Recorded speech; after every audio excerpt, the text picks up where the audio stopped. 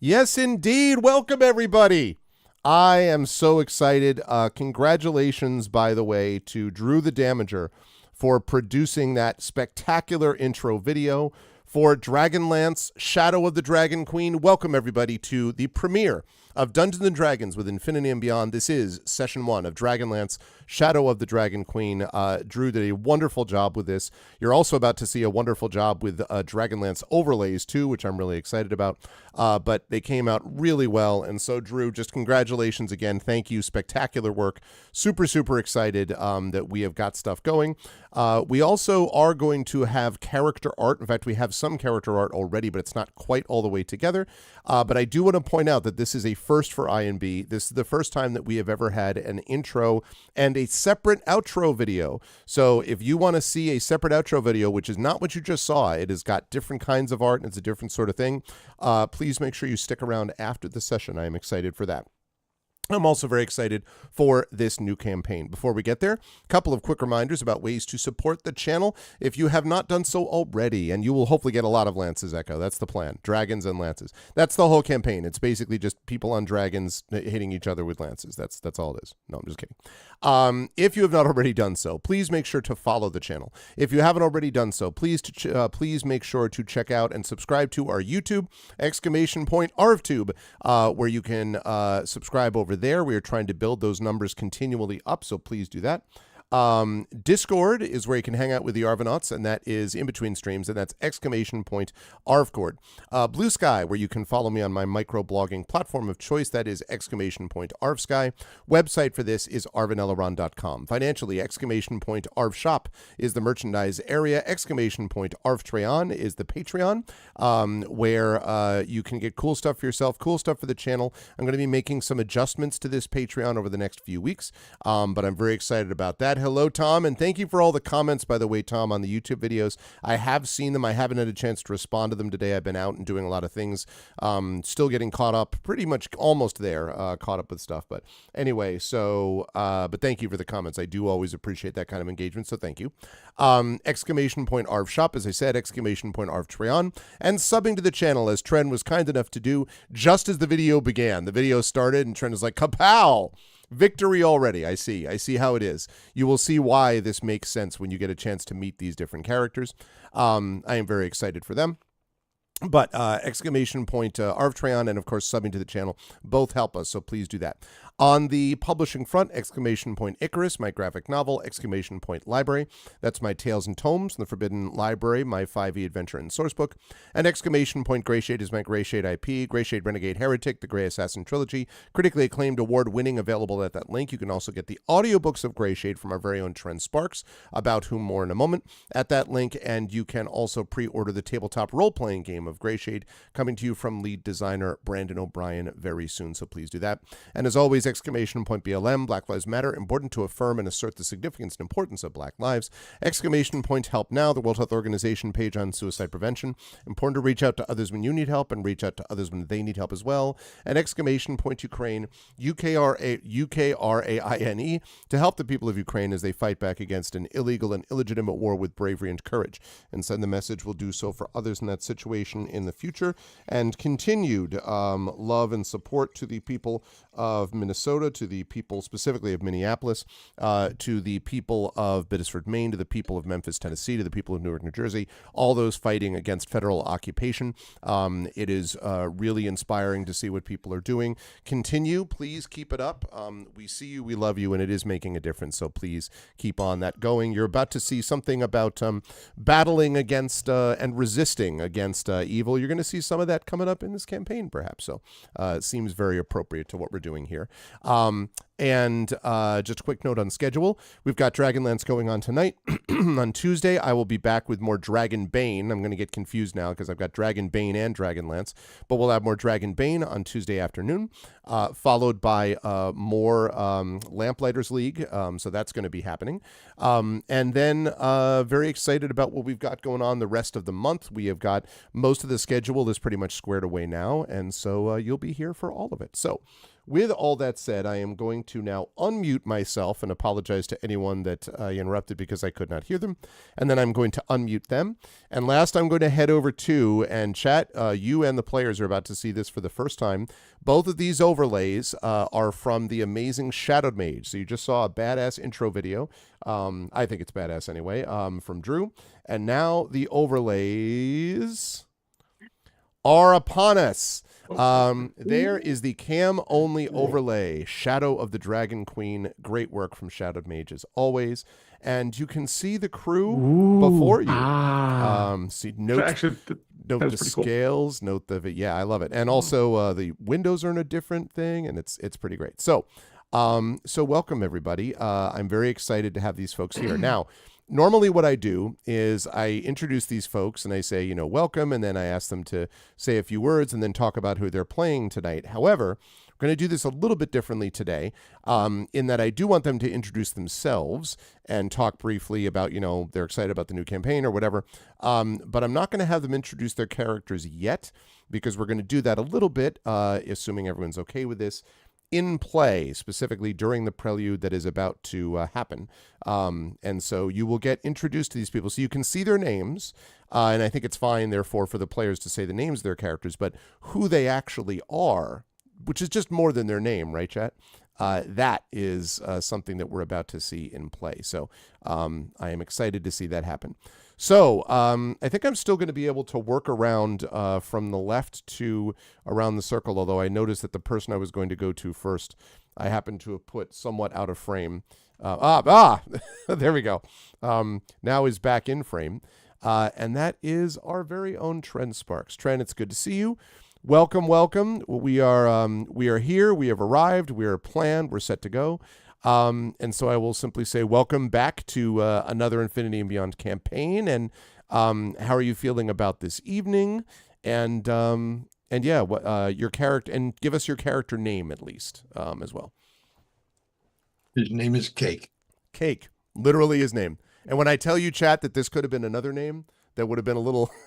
There was another one we were that Trent was considering, and we decided there were several. Yeah, that's very true. So his name is Cake. We'll find out more about Cake in just a minute, but in the meantime, how are you otherwise, Trent, and how are you feeling about a little bit of Dragonlance new ING campaign? Diddy, thank you. Yeah, I'm just weirdly out of sorts today. I don't know why. But I am excited for the game. Mostly. Um, like a lot of other people, it's been, a couple of minutes since I've read these books, um, which I think I only read them once, Hmm. and I haven't. I've seen the cover art in the last 30 years, Hmm. but that's about as far as I've gotten. So every time I'm like trying to do any kind of research, I can't find what I'm looking for, but that's my how my search engine stuff works. I type in exactly what I'm looking for, and they're like, "Did you mean this?" I'm like, "No. I would have What the said hell does that that if have to I do meant with that. you? Yeah, Nothing. yeah, That is what is that?" And then they're like, "Oh, you want to know?" I'm like, "No, I don't want to know. I want to know what I looked for. I told you to search." Anyway, yeah, my search foo is very bad. It always has been. Uh, but yeah, obviously I'm delighted to be. Wait, did I start that sentence right? I don't know. yeah. I think so. I'm well, you don't know what I was going to say, Oh, so how okay. do you know that? So I'm really eager to play with these people again. That's what I was going to say.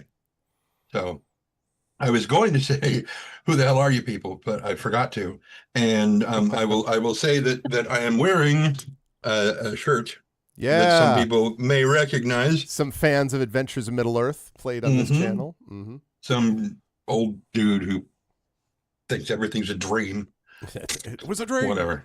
Uh, I'm going to be um, playing D&D yeah. with Amal from that campaign at the end of this month at Ooh. Worldcon, Hmm. as has now been announced. So I'm very excited for Whom that. I have met in person. Yes, yes. And now I can officially say that I've also met Trent in person. So I've now officially Hmm. met everyone in this call I have met in person. And there is Light and Passion. Light and Passion has returned to us. It's good to see Light and Passion and everyone who's coming out for this. So it's good to see you, Trent. Thank you for being here. And I cannot wait to hear more about cake. Wait, are we Um, going that way? Yes, we are. Which Excellent. means straight above would be Marie Bilodeau is with us as well. It's good to see you, Marie. Marie, you'll notice, those of you who have been watching for a long time will notice that Marie is not currently in her basement. That is because Marie's basement is under 6 feet of water. No, it's there was a time when that was the case. And boy, do I have sympathy, not just as Marie's friend, but as someone who has been through the broken pipe and also basement flooding things in the past. So I know the drill.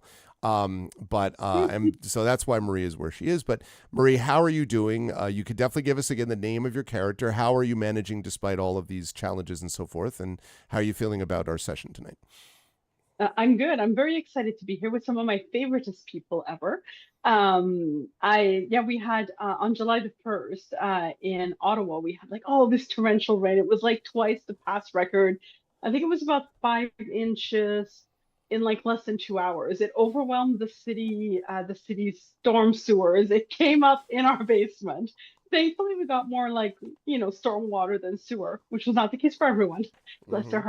hearts. But 7,000 homes got like flooded in Ottawa. We were one of them. So it's kind of the good fight right now of how do we get everything done when everyone's trying to get it done. But yeah, I went downstairs and I'm walking down to go right after the storm because I came up to watch it, of course. And then I'm seeing it's not clear to me what's happening yet, but the cat bed that's usually under my desk, which is like over there, suddenly appears before me. And then there's a cat boat litter, and then I have like this giant Mondo Shira and Swiftwind box, which is like those are giant toys, right? And that's floating towards me. And I'm like, Carrie, I think I'm having a stroke because that's my go-to. That is not a sign of stroke, by the way. It's my go-to though. And Carrie's like, I'm like, oh shit, we're flooding. And then she comes running on. There was nothing we could do. It was like Oh, that it is what it is. We're still in the demo phase right now. We're in the exciting mode of waiting for see if we have asbestos in our drywalls oh before they yeah, remove it. that's a joy.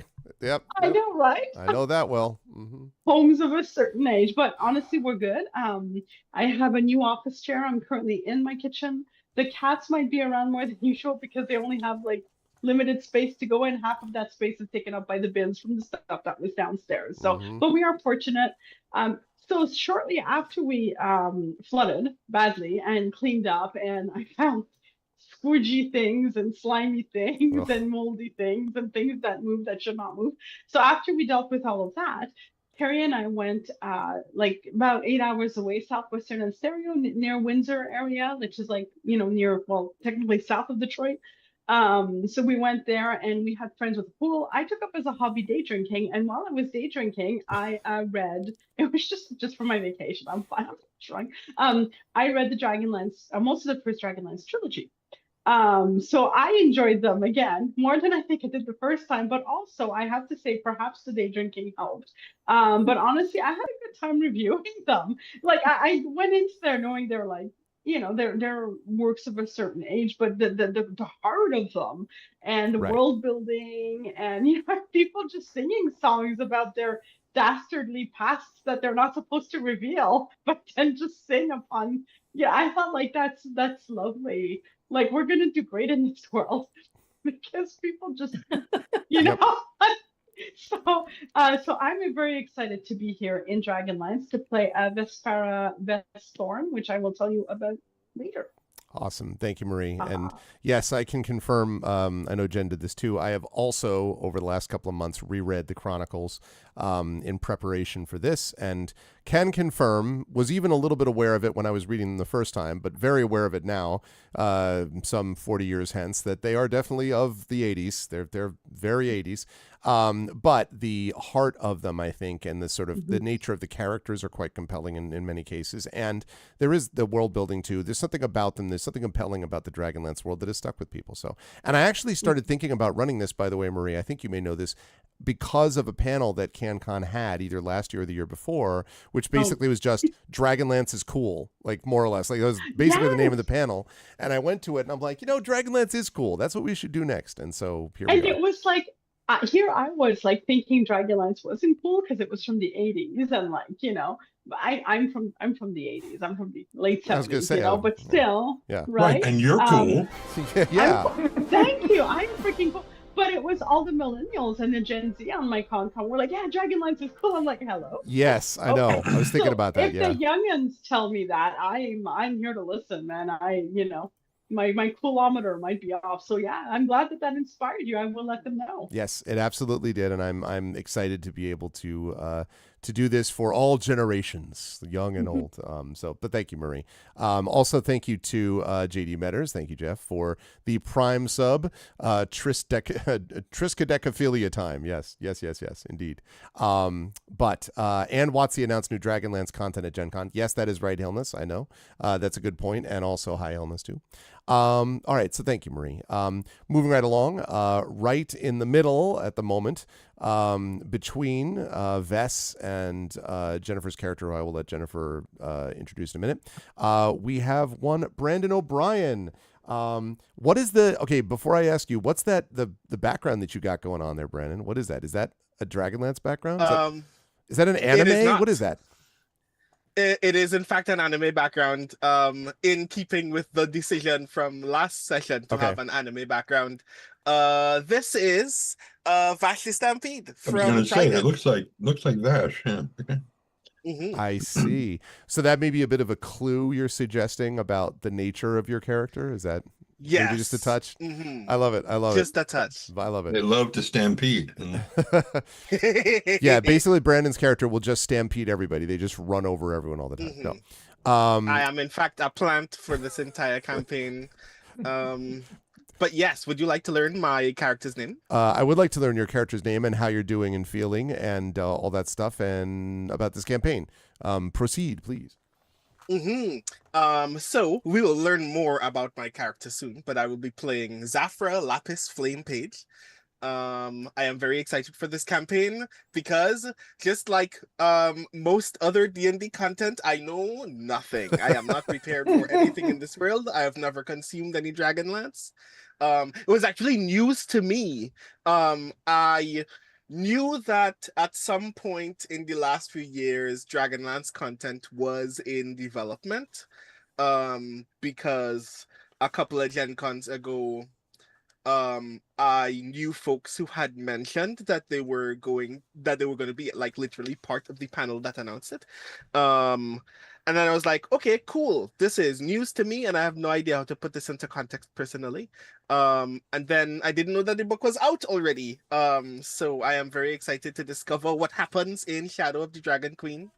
Um, You know that I am not particularly attached to the experience of needing to know these things beforehand. So I'm very much looking forward to playing a character that knows what's happening in the universe as a player who is totally baffled by all of this world building. Um, so I'm very excited to discover the world with you and then pretend that I knew it all along, just like the last time. And I'm actually curious as we're going along if chat, because I know we're going to get some Dragonlance fans in the chat too.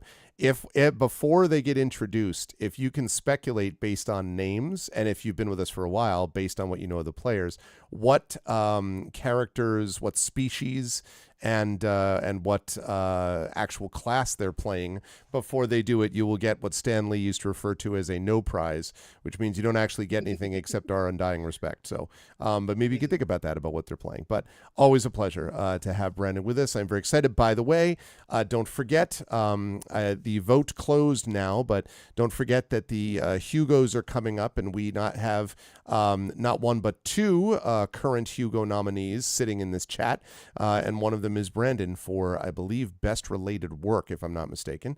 And is it best related work? I was nominated for best poem. Oh, and also, best poem that came. Sorry, I'm sorry. That's right, best poem. But the reason I said that is because it was done in the context of at last year's Seattle Worldcon that this poem was delivered. So anyway, best poem. Obviously, yes. rooting for both Brandon and Jen. Jen, in case best editor. So I'm excited to see these things. But anyway, yes, and this is where I say to everyone in chat who did in fact already vote, thank you very much.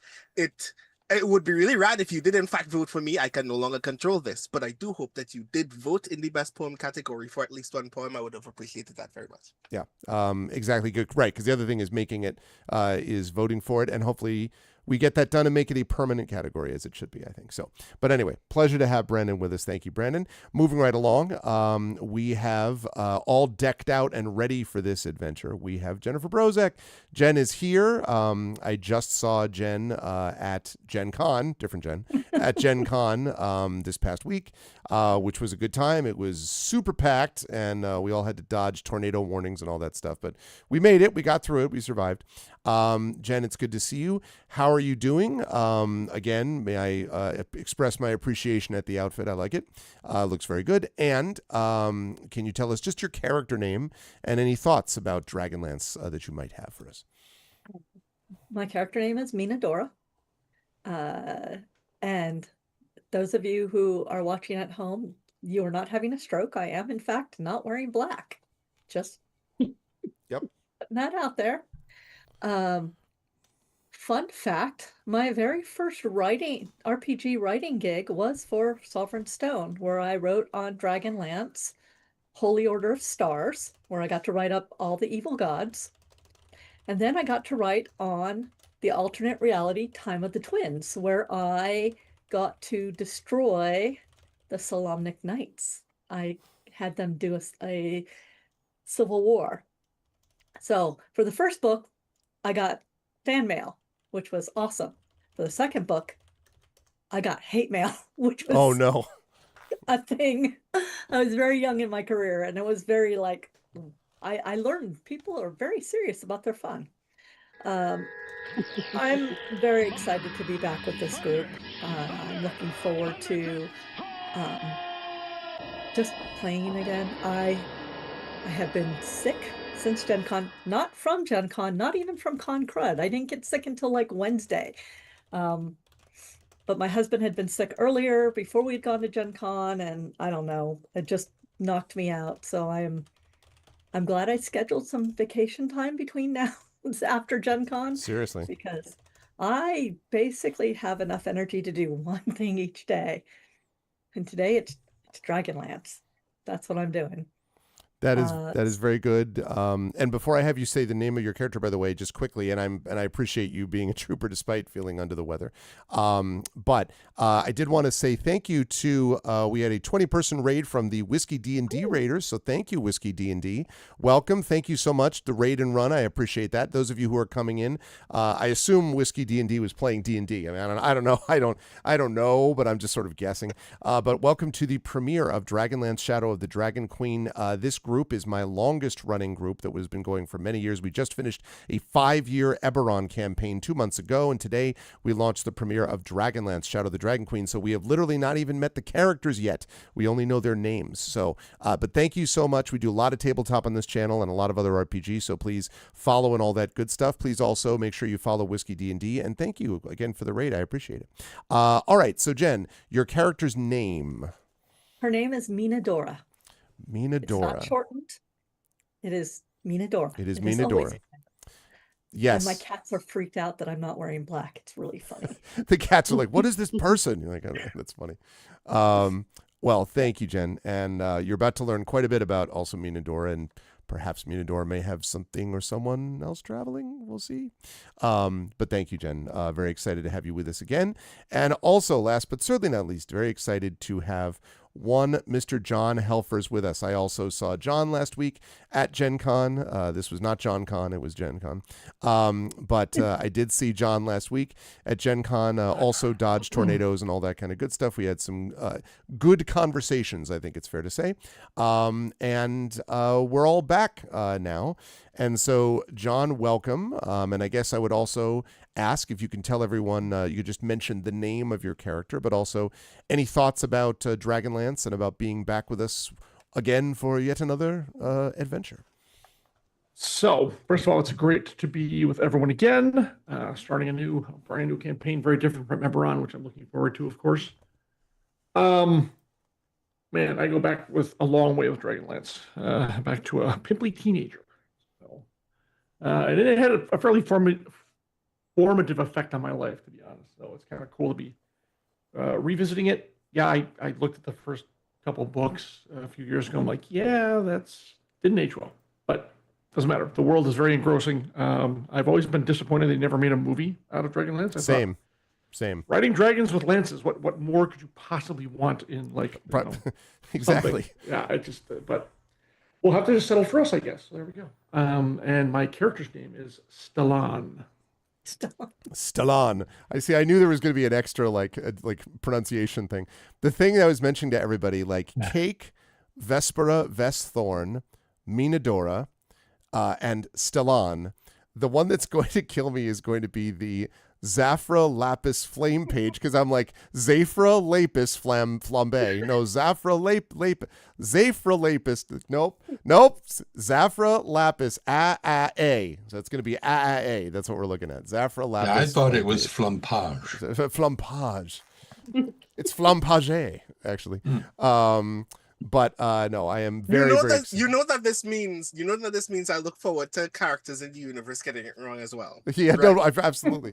Your name is Zoffer, Lopus, Flume, Plo. What is? Yeah. I'm excited to see that happen. Well, chat. We here at Infinity and Beyond want to tell all of you that we are very grateful that all of you have been watching this channel and watching these campaigns for so many years. I am personally grateful to all of these wonderful players for joining us with this. You will be seeing more character art from these folks coming forward and things of that nature. What I would ask is that if you enjoy what you see this evening, and you will, if you enjoy what you see this evening, if you know what's good for you. Exactly. Or you will. No, yeah. If you enjoy what you see today, please do spread the word, and please join us again, because it's been real pleasure for me, and I think the players would probably agree, to be able to have so many of you in chat that come and see all of the sessions. Light and Passion continues to have the record for the coolest fan item I've ever received, which is dice inspired by our Eberron campaign that remains still just so awesome. Mm-hmm. That's just an example of it. So I'm very excited for this very experienced crew to get into this beloved moment, and so in this beloved campaign in this moment. And so I'm going to transition us over to the second of two overlays created by one Mr. Shadowed Mage. There we are. And I am so happy with Shadowed's work on this. I think they came out just very beautifully. There's an art to doing it where it doesn't override, but it's sort of, you just get the immediate feeling of what's there. So again, Shadowed, great work on this. All right. I'm going to give folks a little bit of a quick background here on the world of Krynn, just a bit, and then we're going to move directly into these preludes that will introduce us to the adventure that we have here and again to our characters. And it begins with one of my favorite lines actually in this entire campaign, and it is, "The world has ended and it's ending again." I love that so much. It's such a good opening phrase. Glad you do. Yeah. and it's ending tonight. No, wait. You don't have to live here. Yeah, exactly. Right, exactly. So let's talk a little bit about the history of Krynn. Krynn's earliest centuries have passed into myth and history. The story really begins in the age of Starbirth, when the gods forged the world from primordial chaos. This period's records are mere legends and scriptures, and there are a few today who credit their details as fact. We simply know that it was. Next came the Age of Dreams, a time when heroes battled the force of evil. Many modern cultures and institutions saw their origins in this era, including the Knights of Solamnia, the Mages of High Sorcery, and the Dwarven Kingdom of Thorbarden. Ironically, these cultures often dismiss one another's foundational stories as baseless myths, while fiercely insisting on the veracity of their own. Not that we've ever seen that happen in any other context or world that we could imagine, right? But during a terrible conflict known as the Third Dragon War, the knight Huma Dragonbane was granted the first of the fabled dragon lances. I need one of those like, bring, like every time it does the Dragonlance stinger. He used it to defeat the evil god Takhisis, the Dragon Queen, and end the war, forcing the god and her dragons to leave Krynn. The good dragons of Krynn, and there are good dragons and bad dragons in this world, soon departed as well, leaving the world to mortals and the gods who remained. During the 1,000 years before the Cataclysm, which was known as the Age of Might, several human nations flourished, conquering vast swaths of the continent of Ansalon in the name of good, but the triumph of the Age of Might sowed the seeds of its downfall. Because over the centuries, the great city of Istar in eastern Ansalon grew into a continent-spanning empire, thanks in part to a military alliance with the aforementioned Knights of Solamnia. Istar came to be ruled by a series of what were known as king priests, who declared Istar the center of the world and themselves the holy messengers of the gods of good. Under their leadership, Istar declared war on actions, peoples, and even thoughts the king priests considered evil. Increasingly rigid and theocratic, Istar reached its apex of power just before its apocalyptic fall. The last king priest undertook ever more audacious magical feats, culminating in a ritual to attain godhood which would have ruled Krynn forever in the name of good. At last, the gods, good and evil, united in condemnation and brought about what is now known as the Cataclysm. The Cataclysm, I should say, by the way, this came after some warnings. The gods were like, hey, listen, you're messing up here. It would be real nice if you could stop. And they made 13 of these warnings. Trees wept blood. Fires raged unnaturally. Cyclones struck the gleaming temple of the king priest. The gods even warned a few chosen mortals, but the messengers failed. The king priest and his followers dismissed the warnings as the work of evil and continued on their path. And so the gods, having no other choice as they sought, whisked away their most devout followers and unleashed punishment on all who remained.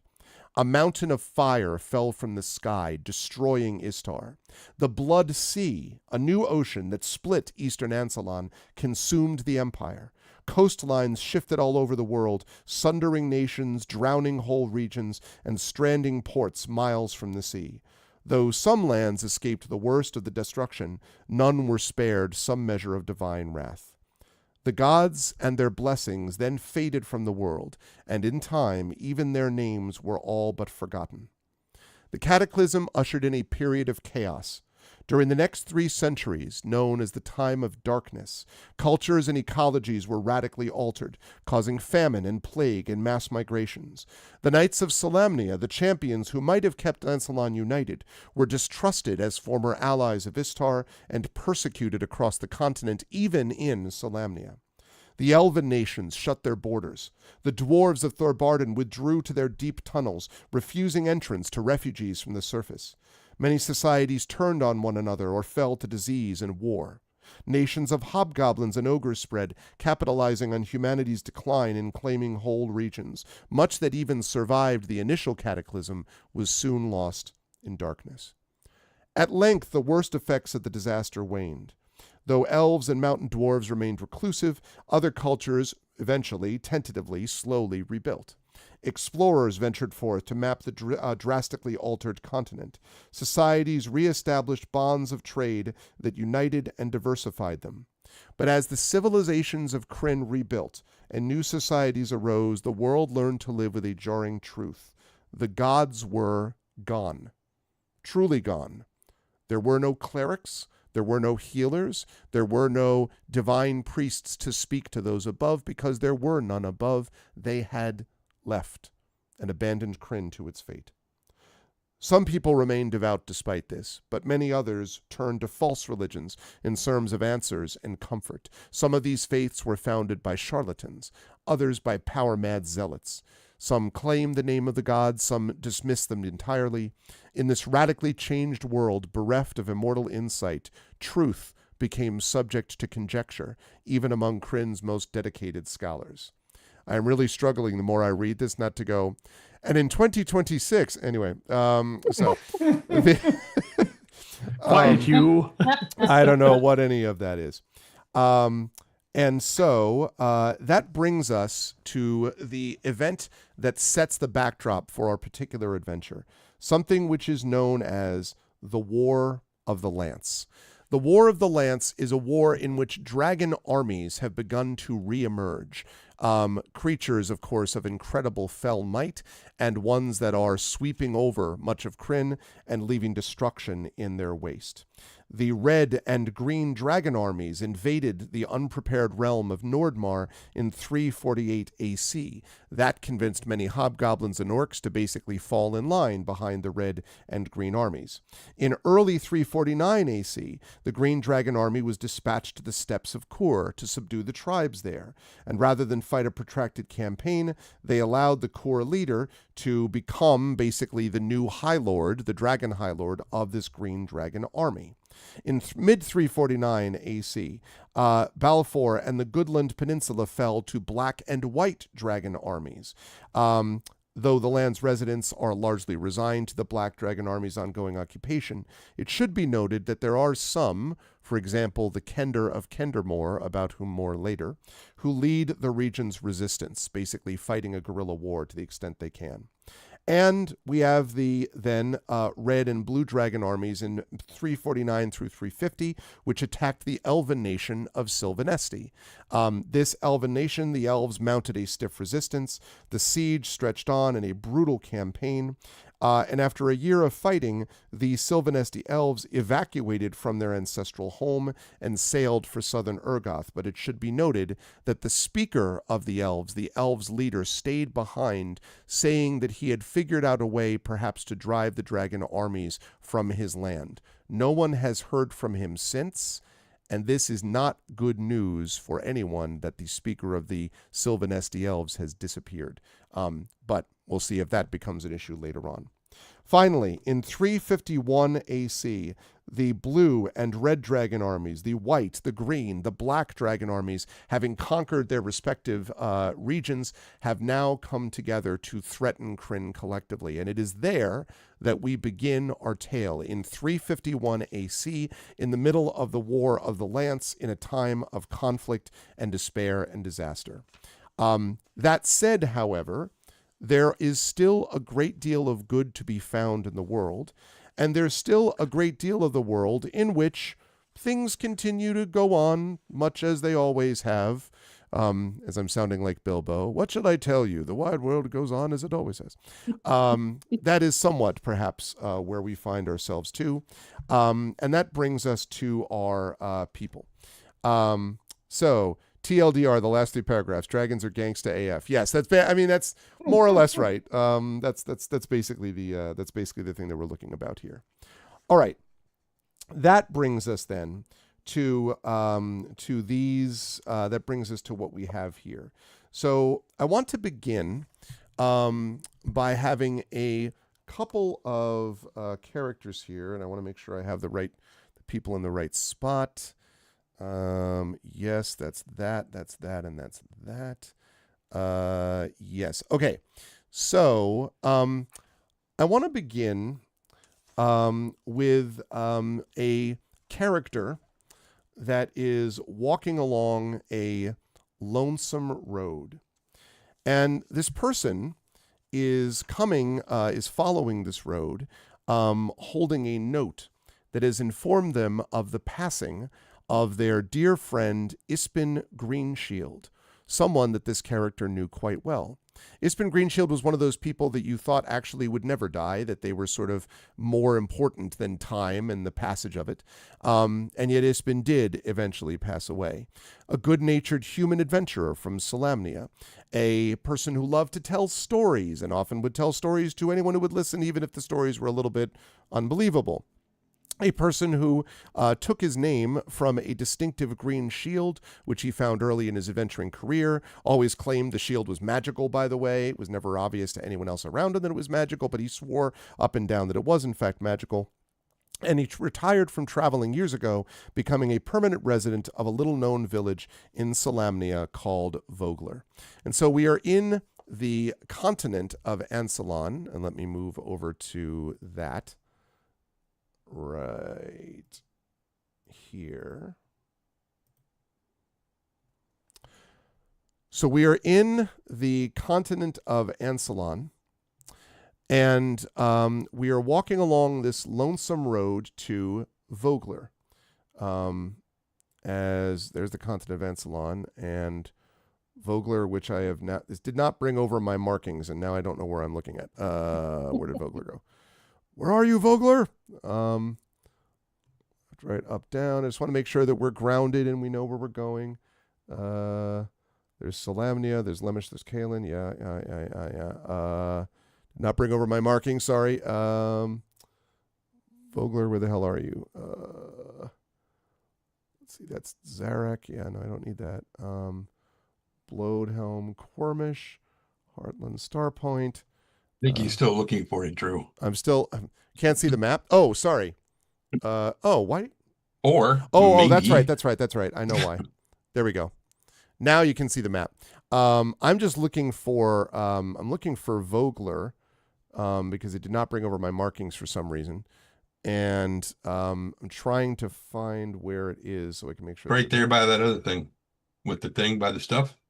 Oh, yeah, that yeah, as long as I know that it's near things and stuff, I'm good. Like that's all I should really need. I will point out, here's the Blood Sea of Istar, previously mentioned, where there used to be a kingdom, used to be a great city, and now is just this sea.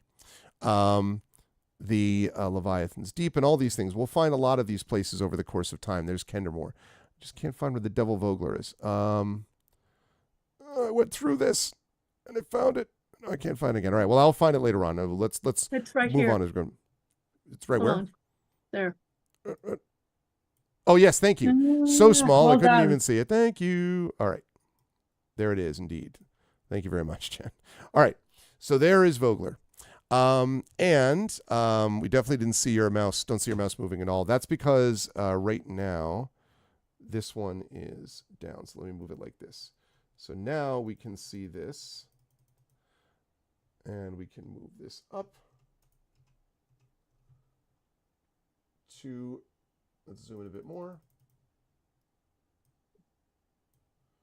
Right there, chat, is Vogler. Okay, there we are. Sorry about that. So a person is walking along a lonely road, and on that person's shoulder is perched what looks like a black-winged bird. And as this person is walking along the road in that way, the raven finally tilts its head and looks down at the person on whose shoulder it's riding. And I'm curious if you could explain, Minadora, what exactly we are looking at, and what exactly people see if they're looking at this person that the raven is perched upon. She is a tall elf with blonde hair, long blonde hair. The bird, for those who know birds, is a raven. She has a book in her hand, and the note that is tucked, kind of sticking out, almost like a bookmark. And occasionally she'll be like, yes, yes, I thought he would live forever, but he was merely human. Mortal. She'll stop and listen to the bird. Sometimes the bird will croak. So, well, I have to go. I mean, Lumi has started showing me new spells. Well, they're not new spells, they're old spells. You know that. And so you have a woman, an elf in the clear red robes of a mage of high sorcery, who is talking to her book, talking to her raven, does not seem to be in a hurry. She is walking at a very steady pace, calm. She kind of looks around, but she doesn't seem particularly interested in what's around her. She's just like looking, I haven't seen the alarm spell in a long time. I wonder why I'm going to need that. While Minadora is walking along in this way, speaking occasionally to her raven. Did you mention the name of the raven yet? Did you? Her raven's name is Isha. Isha does actually speak occasional human words. She is a raven. Well, she is in the form of a raven. For those of you who know, mage familiars are actually spirits who take the form of animals. And occasionally she talks to the book that does not appear to talk back to her out loud. As she is walking along doing this, at one point, Minadora, as you're walking along, you see along this road that you're passing by, you can see someone else that is stopped and is sort of has their hand up to their eyes, shielding them against the light, sort of staring along off into the distance. And I am curious if, as I double check something quickly, right? I want to make sure that I put the right person here that I was going to. Because I was going to do that. Yes. Okay. Right. I'm curious as to what, as Minadora is looking at this figure, which seems to be heavily armored, I'm curious if we could hear a little bit about what Vespera looks like. So, Vespera is wearing heavy armor, as mentioned, but her noticeable helmet, which signals she is a Knight of Solamnia, is actually not on her head, but hooked to her belt. She has a large sword on her back and a shield on the other side of her belt. She is looking in the distance to make sure that she's heading in the right direction.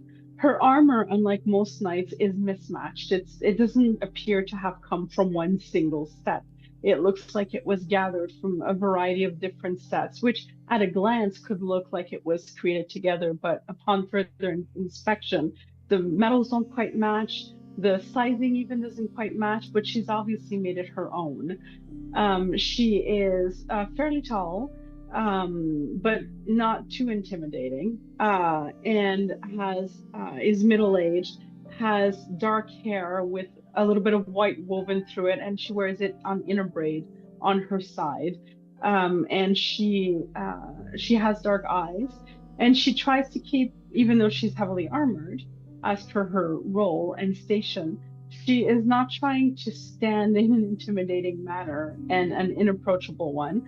And if Minadora were to catch her eye, she would not give her the perhaps less than trustful look that a Knight of Solamnia would give to an arcane user.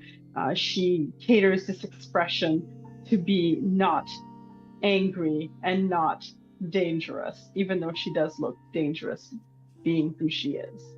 Question. Did you say an arcane user or an arcane loser? I couldn't quite Look, tell. it's an arcane loser. She'll just smile and go, Okay. So Minadora, you see this and you see Vespera, because you don't know the name yet, turn around. And I'm curious what, other than Vespera having this expression, what the two of you would say to each other. Should also mention that Vespera is also holding an invitation to the funeral of Ispin Greenshield. And how Vespera connected with Ispin is something I will be curious to hear, but we can talk about that as the two of you are talking to each other. So, Vespera, you, for your point, your part, see Minadora walking along in the way that has been previously described with this book and with a raven. Sticking out of the book. Yeah.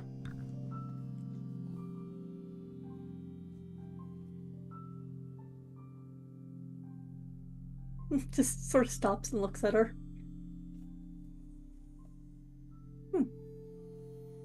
"Good day, stranger.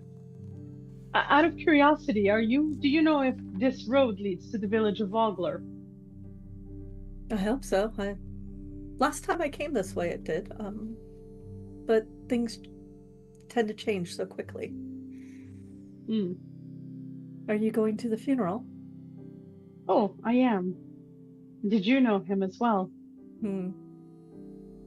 He often visited me in my forest.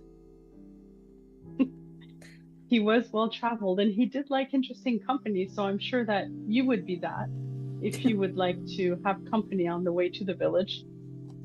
Sure. That would be fine. How Wonderful. did you know him? Oh, just stories here and there, a few adventures together.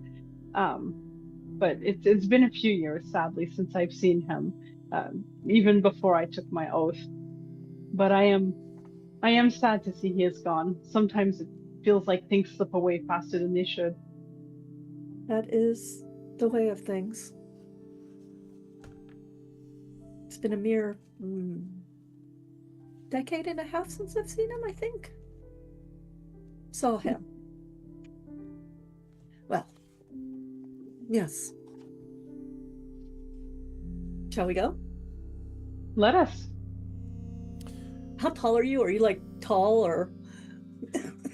I hadn't fully decided, but I think I'm gonna be. I don't want to be like gigantic. I think I'm gonna be like 5'8". Okay, so you are taller than she. She's more like 5'5". So. Well, I suspect we would be a formidable pair. Should there be whatever. Indeed, should there be whatever. Perhaps company is better on these roads. Oh. I say that because my book has decided that I need an alarm spell, so... Your book has decided this. Yes. Lumi. She's got opinions. Many. Ah. And how... I know that your people can be of certain age and always look as youthful, so I find it hard to understand your age, O wise one. Please continue. Perhaps you have been in your forest for some time. May I ask how old you are? I don't actually know anymore. I was before the cataclysm. I am after the cataclysm. The cataclysm's ended, right? Yes, it has ended. Before and after the cataclysm. After a few hundred years, several hundred years, 500 years, I don't know. It's been long enough that it does not matter anymore. I understand.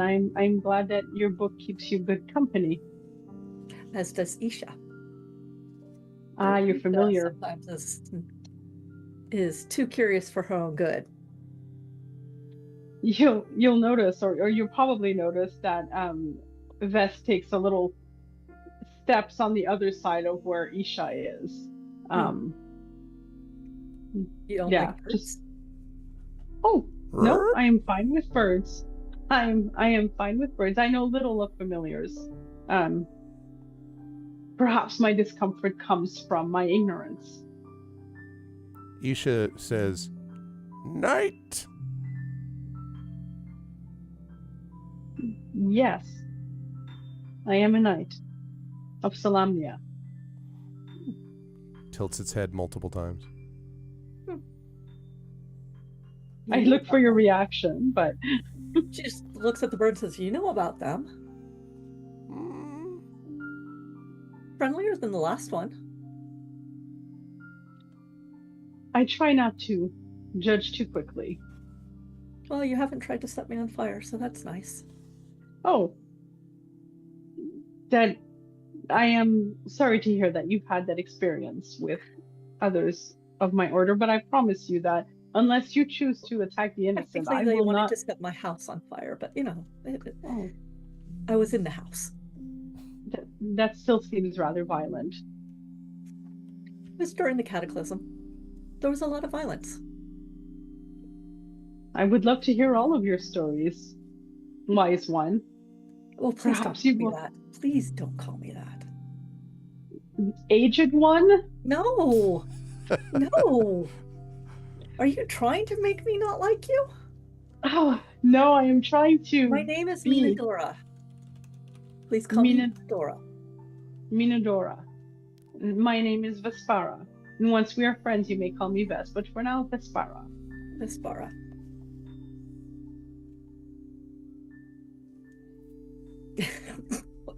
What wise one. I'm just trying to be polite. You have, well, I'm glad I'm not seeing you not be polite.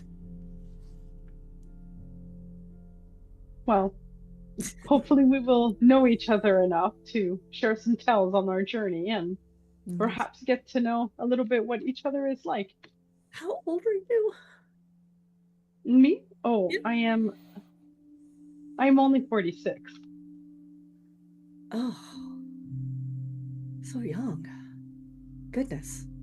Not so young in my race's terms, but young enough, I suppose. I will like hanging out with you, I believe, Minadora. Well, I don't particularly like people, but I do like individuals. Therefore, it is a pleasure to meet you, Vespera. And you as well, Minadora. Now let us be on your way and on our way lest we be late. So, as the two of you make your way down the road, I want to jump us forward a little bit in time to the evening. You have found yourself a comfortable, relatively safe place to be able to rest. But you are visited, each of you, by a kind of dream. Let us put it that way. I do set up an alarm spell, by the way. Okay, good. Yeah, no, that's a good idea. And the funeral won't start without the invitees. There's nowhere else to be. Well, but this is kind of a big deal that you get. I mean, Green Shield, both Vespera and Minadora would know. Green Shield is like a larger than life figure in a lot of ways, and so you get the impression there are going to be a lot of people at this funeral. So, it's kind of a celebration in a way of the experience of his life based on the kind of character you know him to be. And so that evening, when you are dreaming this dream, you are troubled, both of you, in different ways by what this dream looks like. I want to begin. And don't worry, by the way, people who are like, what about Cake and Stellan and Zafra? You'll get them. Don't trust me. But this is a bit about how each character comes to be. Looking forward to the Stellan cake. Yeah, exactly. A lapis Stellan cake coming up. There we go. All right. Exactly. Delicious. It's totally delicious. I want to start with Ves. Ves, in your dream, you are standing at the center of a forest clearing. There is clashing steel that echoes from the thicket beyond, and as you look around, you realize there are piles of bodies covering the ground. one of the fallen clutches something against their chest, and you're not sure what it is that they're holding, but you feel the urge to reach for it. Before you can, though, the object glows and then flashes with intense light. And as it flashes, you kind of do this, huh, and you wake up to notice that nothing is out of the ordinary except Minadora is no longer next to you. And I'll talk about Minadora in a minute. You were alone in the area that you chose to bed down for the night, Vess. And you do, as you're thinking back about the vision, realize that the vision was an amulet of some kind. At least you kind of remember that a little bit. And as you're sort of, looking around at this stuff, I mentioned that there was nothing out of the ordinary, but as you notice that Minadora is not there, you also notice that actually that's not the only thing that isn't there. You notice that a lot of the sort of setup for the camp, food,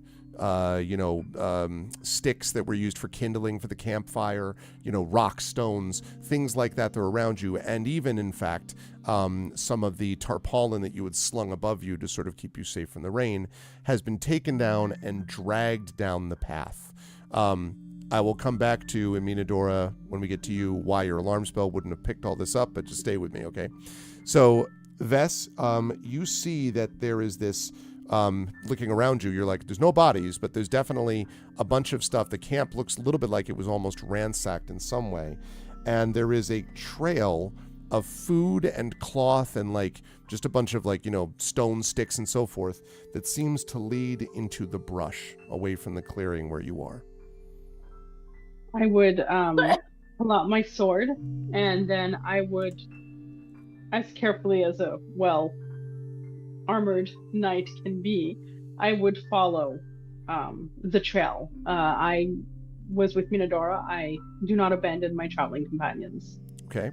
I would like you, please, to make a investigation roll. Our first roll of the campaign. Let's see how this does. I am not good at investigation, but I'm going to roll it. Okay, so I have this fancy dancy new character sheet. Investigation. Okay, +0. Excellent. We are looking at an 18. That is 18. Oh, wow. That is a good opening start. It is. 1 second here. Let's get one thing there. And there's that as we get this stuff going with those things. Okay, great. Yeah, it's pretty close, Drew. That 20 was a good setup for this, as we had it. So that was a good setup to begin with. Not a bad start. Okay. So as you sort of are looking more closely down this way, let me get rid of that. Okay. As you're looking more closely down this way, sorry, the reason I'm looking over here is I have a new video card and I'm making sure that it's not causing problems, but that's fine. Okay, it is working. So as you're walking and following down this trail, about a few 100 feet away or so through the brush, you find some of the belongings the sort of pile of stuff. They were taking the tarp and everything else, like I mentioned. You find a bunch of those discarded, more or less in the middle of the forest from the clearing where you were, a couple of 100 feet away from there. Nothing is missing or damaged. And you're not, as you look around, you don't see anything obvious in terms of what might have brought your possessions here.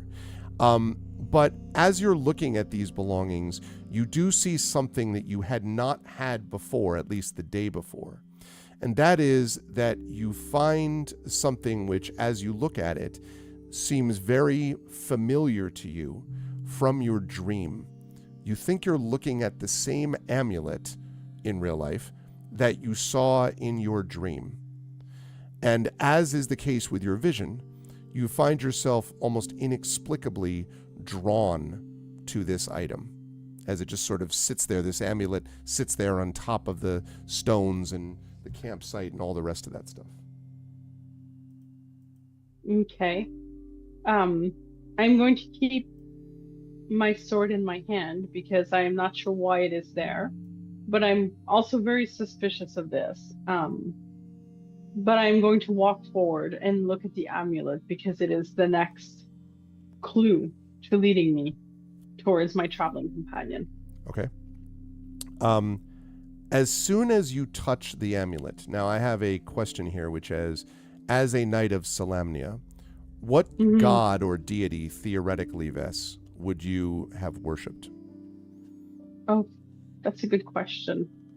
Did not write it down, but probably a few of them. She's not a heavy. She believes in the gods and that they have left,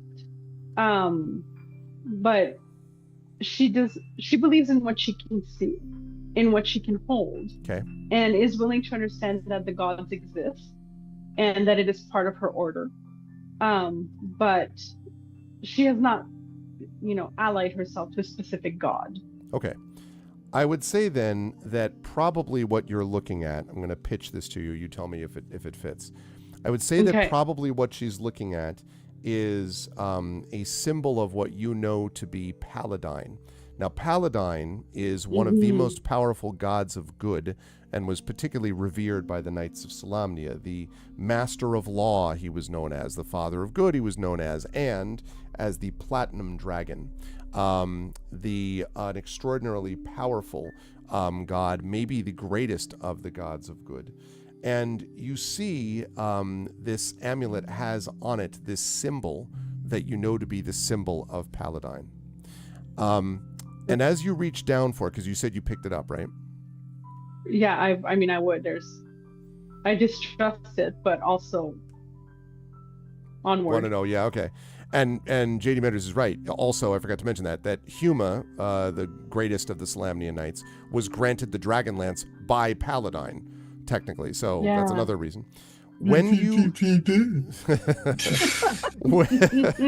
when you touch the amulet, a pulse of divine energy ripples from you, and the amulet vanishes from your hands, and there's a sound almost like and as you look around, the pulse, if you will, flattens the surrounding vegetation. And as you look around yourself, you realize that you're standing in the same clearing you were standing in your vision, that the flattening of the grass has created this effect. And further, that there is a crumbling stone structure that you can now see that has been revealed beyond that flattened grass that just was, and trees and branches and all that from when you touched the amulet. Well, the way forward seems pretty obvious. The stone structure was revealed to me by an amulet of a god I know and have, followed in the past or do now. So for onward and onward into that structure, I will put on my helmet, which I usually keep off my head to look less terrifying, but now I am ready just in case. And I will pull out my shield too. Okay. Okay. So the as you get closer, prepared in this way, you see that the roof of this crumbling stone structure is pierced by the trunk of an immense tree, but the walls of the structure are more or less intact. And outside of it, a large empty door frame leads inside. Quite old, this building, obviously, Vess, even though you haven't directly seen it before. You can feel the age kind of emanating from it. I will carefully step in while looking around to see if I notice anything recognizable. But perception check for me, please, while you do that. Oh, perception check. Oh, my perception. Was 3. Better. Boop. And yet, 10. 10. That's and yet 10. You're definitely inside a ruin now. Okay. So the tree visible from outside breaks through the ruin's marble floor, you can see, and it stretches through the collapsed ceiling. And around it, there are broken statues lining the remaining walls that are standing in crumbling alcoves. And you can see these statues are they're pretty sizable, actually. Many of them are broken down. But if you wish, I mean, you could see some of them are still vaguely together a little bit, at least somewhat, in these various like alcoves that you can see around you. Oh yes, I wish to see. I would like a religion check from you, please. Oh, religion. Excellent. Oh, 5. I'm just. You're we like, should stop rolling. It's going downhill. She napped through those classes. yeah, exactly. Mhm. Like, I think I there's some told gods here. I told you that the gods and we weren't like I mentioned. We're not really on speaking terms, you know. There is, unfortunately, so you don't recognize a lot of them, but there is one that you do recognize even with the 5 because it is the same image of Paladine, a white, powerful white dragon, white-scaled dragon that rises up, its head upwards, and its claw is reaching out towards the sky and almost pointing. And as you sort of look up, you can see it is pointing towards a set of twinkling stars in the night sky above. As it glances, as it's almost sort of staring up, and the claw is facing up that direction also. Unquestionably, a statue of the god Paladine, Vesper. Mhm. I will nod my head in respect, salute with my sword, and look up to the 2 twinkling stars. Do they indicate anything to me? I think they might, because when you start looking up, the sky starts to glow. When at first you're like, wait, why is the sky glowing? And then you realize the glow is coming from the statue.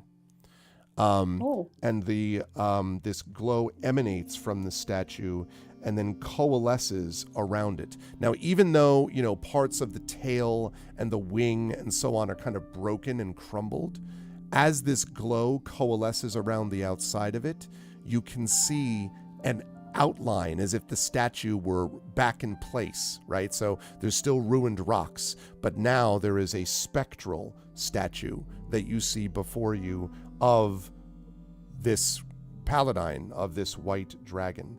And as you're looking sort of at it going, the claw that was pointing towards the heavens slowly comes down, and the face comes down to face you. And it looks in your direction, and then a voice says, "Approach."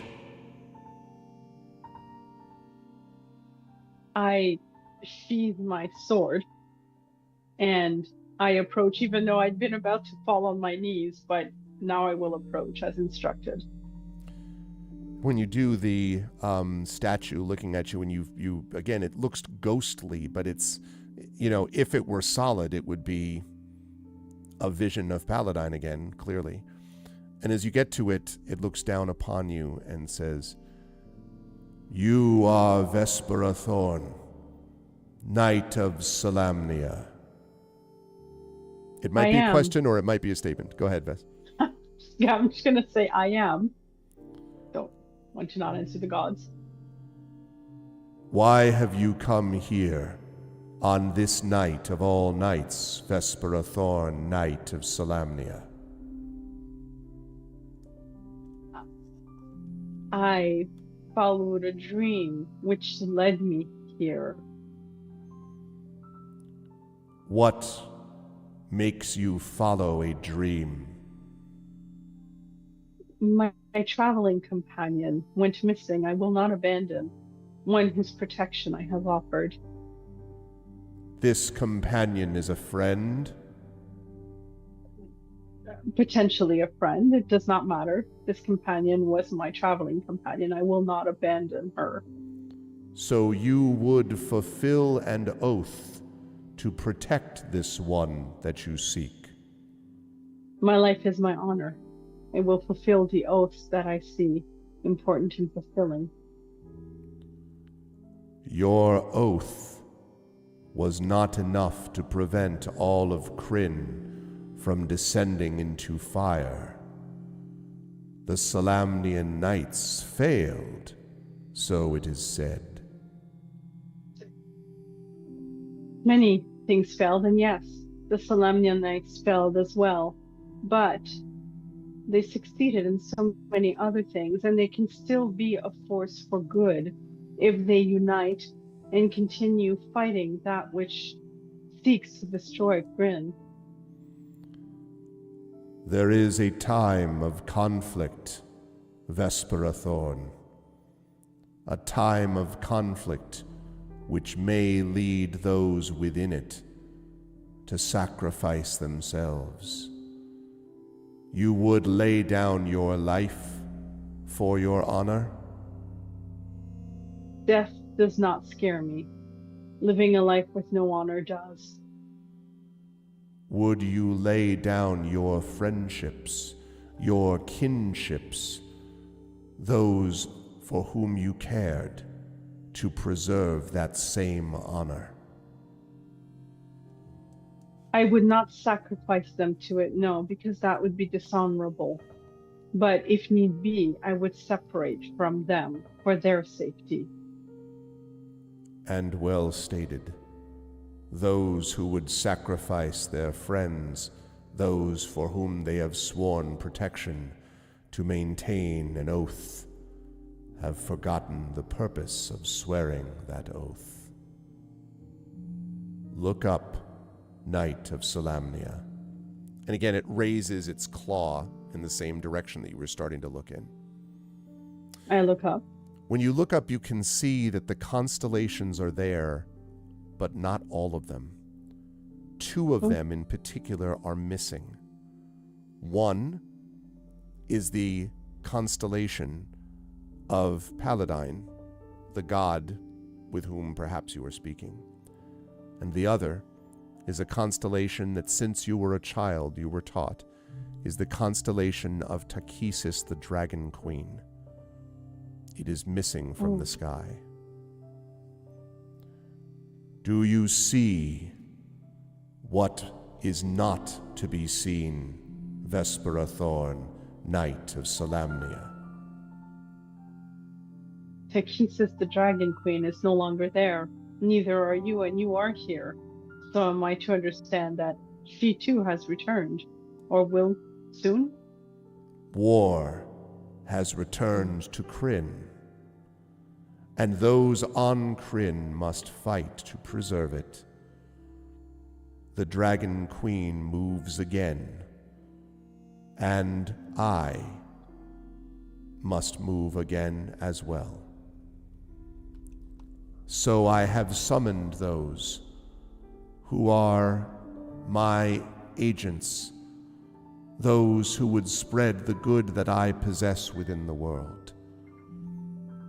I have need, Vespera Thorn, Knight of Salamnia, of a herald, someone who can declare the word of Paladine, and who can live their creed and their oath, as you do now, for a purpose beyond those of moldering temples and books in libraries.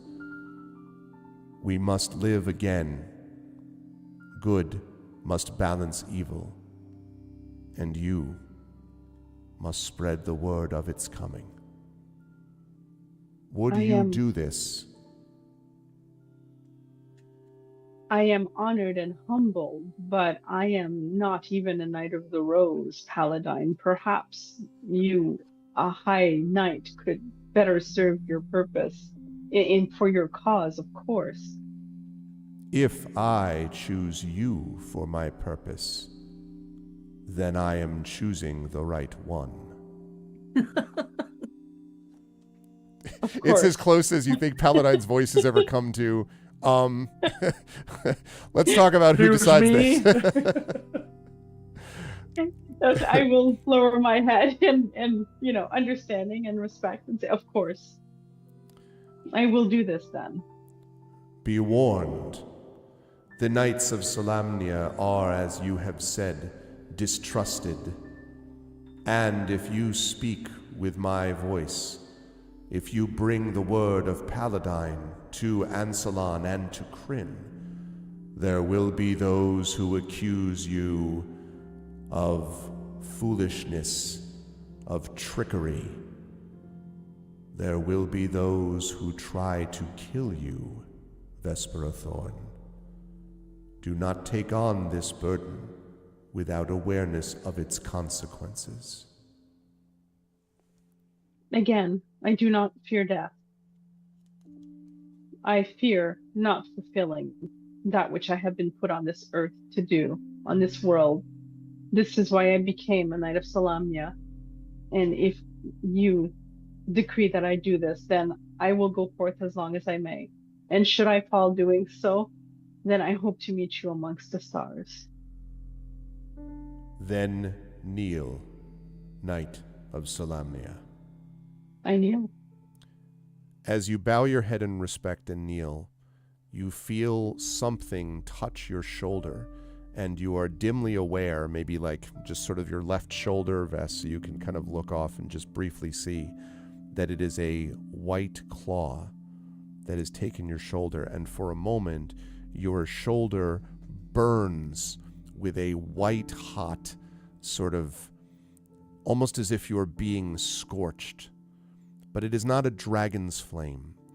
It is the flame of being too close to the sun.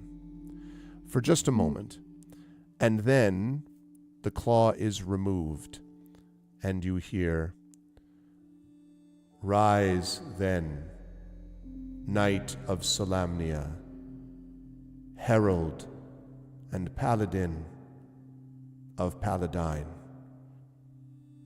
Go forth, fulfill your oath, spread this word, and be comforted. Evil walks again, but it does not walk alone."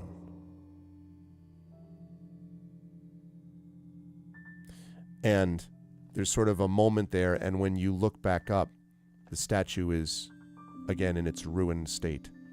No spectral outline again. But as you look over at the left portion of your armor, you can see that Paladine's symbol, Vess, has been essentially etched into it, and it glows silver in the starlight. Ooh, Nice. that's lovely. I just pay my respect. I nod once more, stand, and I exit, assuming all has been said and done.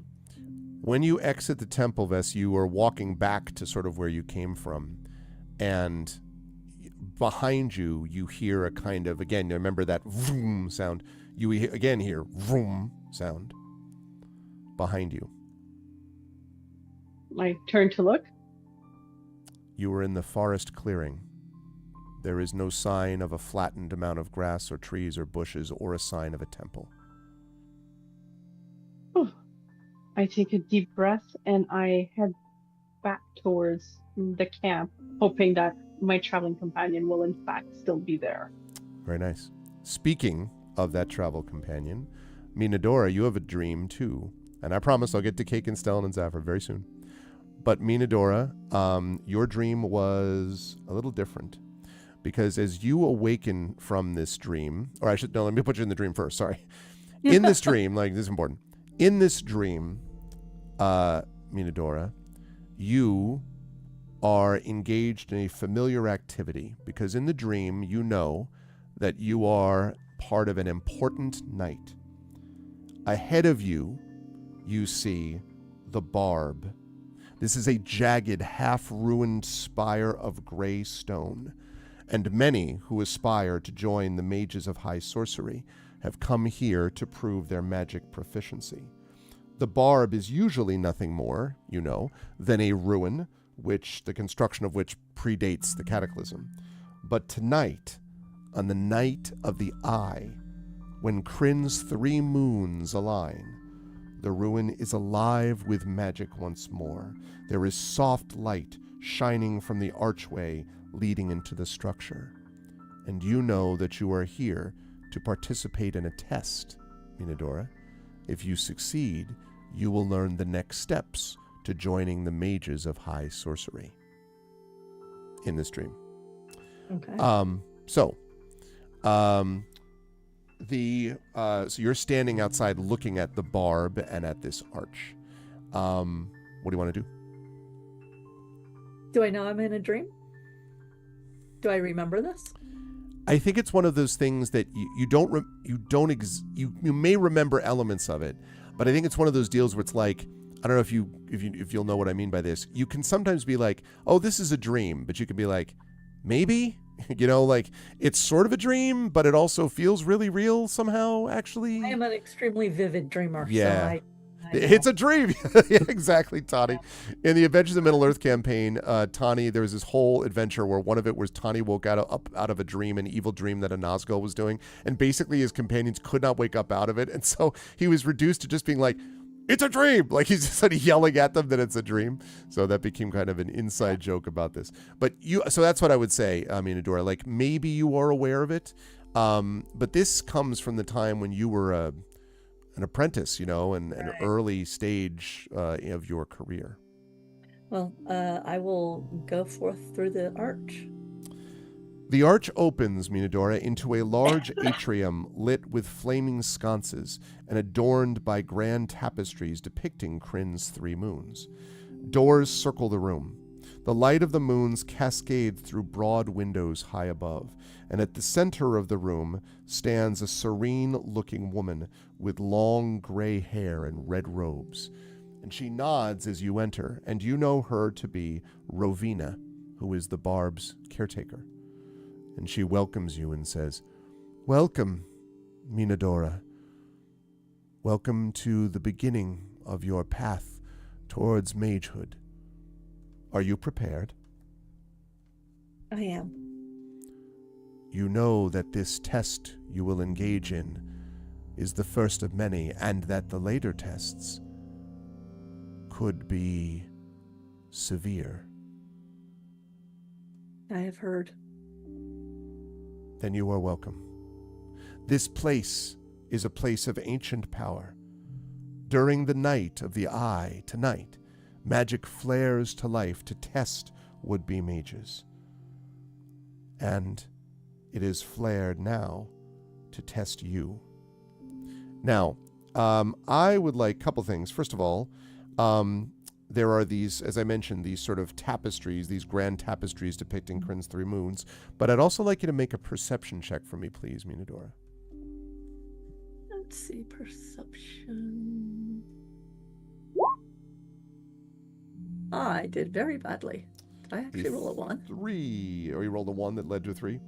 Yes, I did. As a matter of fact, I did not do well. So possibly this could be because you were sort of preoccupied maybe with what you see from both the tapestries and the moons.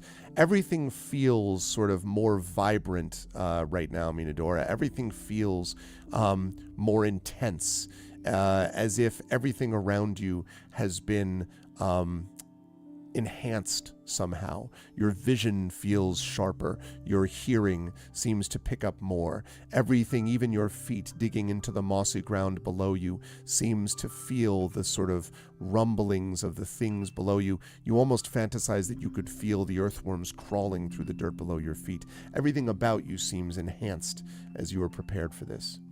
And Rovina leads you to one of the doors coming out of this place, and shares with you. She says, "To pass the night's test, you must face the trial in one of the tower's rooms. These are accessible only for the Night of the Eye. This trial requires magical talent, but it is not as dangerous as the test of high sorcery, which you must one day pass. Nonetheless, if you cannot complete it, you will never reach the stage of making the test of high sorcery.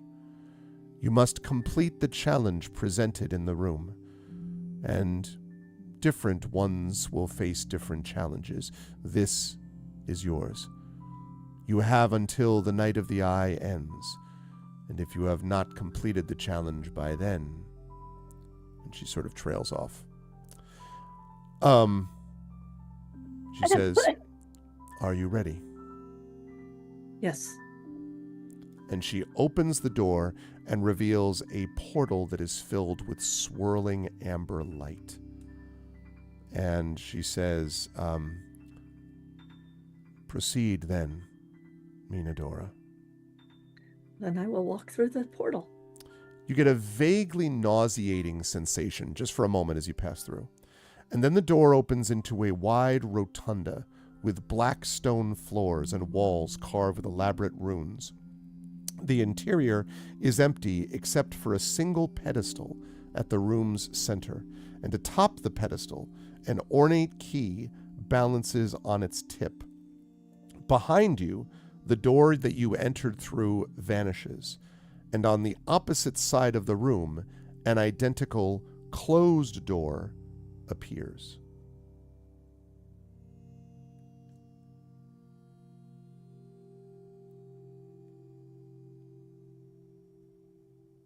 Well, I step forward to take the key. As you begin to walk forward and towards, I combine them. As you begin to walk toward the key, you are stopped by what feels like an invisible wall. And as you kind of move over, you feel the wall sort of slide, like you slide your hand along it, and then find another wall that's over to your left. And as you kind of feel along it, you realize that you are dealing with an invisible maze of some kind. This is a large room, by the way, about 100 feet in diameter. So you only were able to take about a step before you ran into this invisible maze. What would you like to do?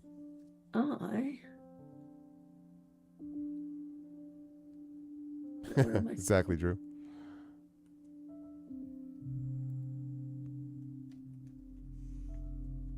Do not remember what this does. Hold on. Do you have an unlock mage spell that I wasn't aware of? A maze spell that I wasn't aware of? No, I have dancing lights, which I can go before me and see what actually, if they impact something. Okay.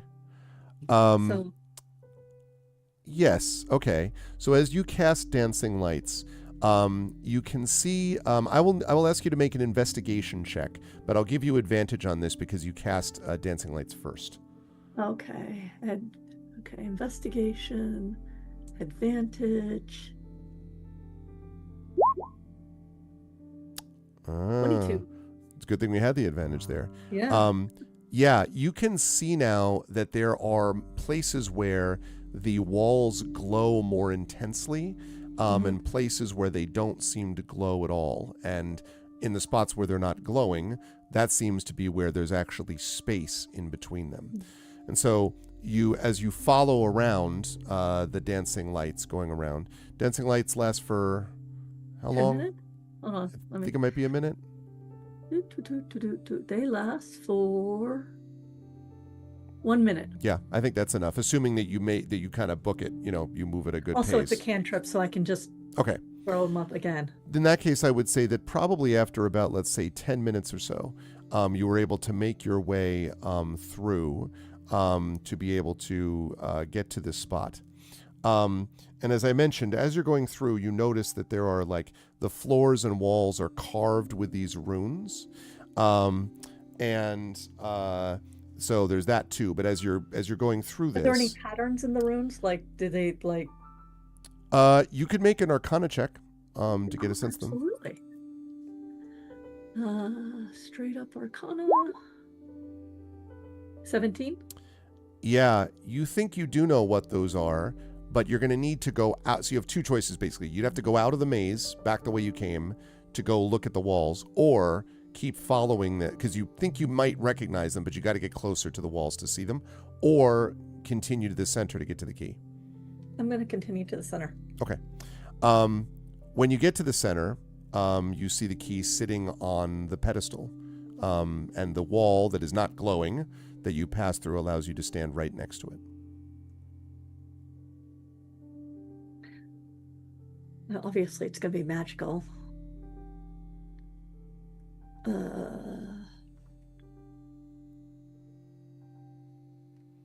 that do? Well, I'm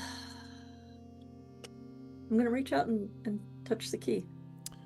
When you touch the key, the dancing lights and sort of kind of flicker, and the walls that were around you vanish. Nothing is glowing now because the maze walls vanish. Mm-hmm. And you are now holding a key. Is there anything on the floor before I walk straight to the... There is not, but there are, except for those runes, and there are still those runes around the walls, around the room, but there's no longer a maze in the middle of it. I'm going to take a moment to look at the walls. Okay. So when you got close, you made the Arcana check that I mentioned, and you think you do recognize it. This looks like an cipher, basically an arcane cipher, for a spell which you know to be the knock spell. Oh.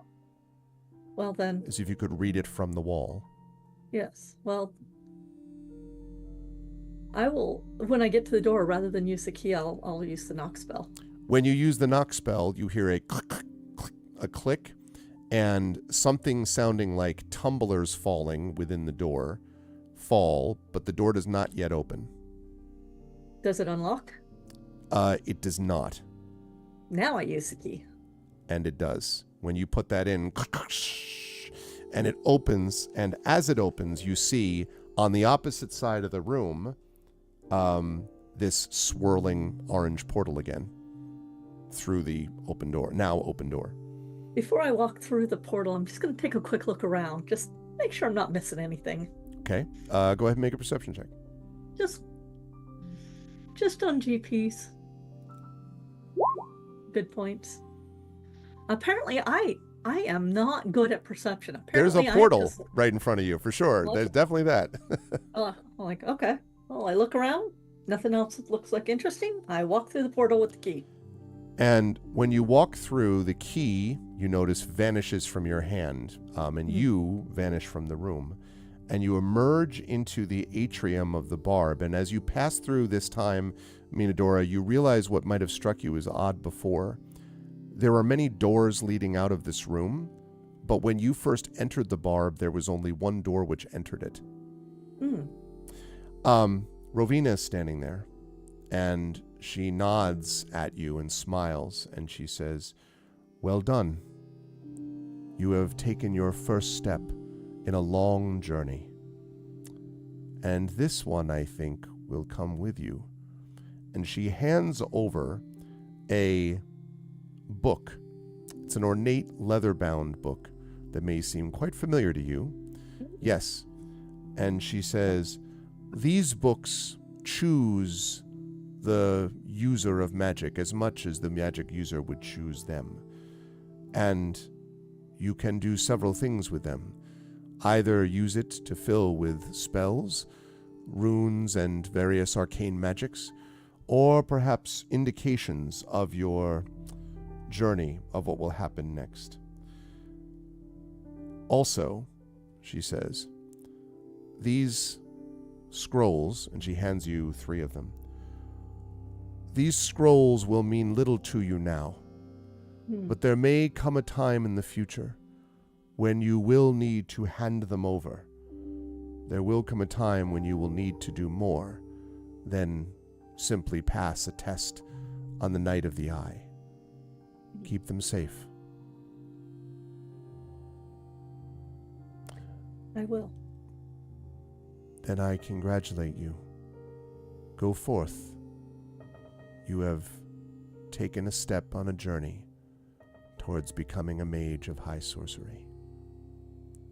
At which point you awaken, Minadora, and when you awaken and look around, you see a rather confused, perhaps, Vespera Thorn walking up to you, looking as if she has been awake. Did the alarm spell go off? I didn't hear it. You're muted.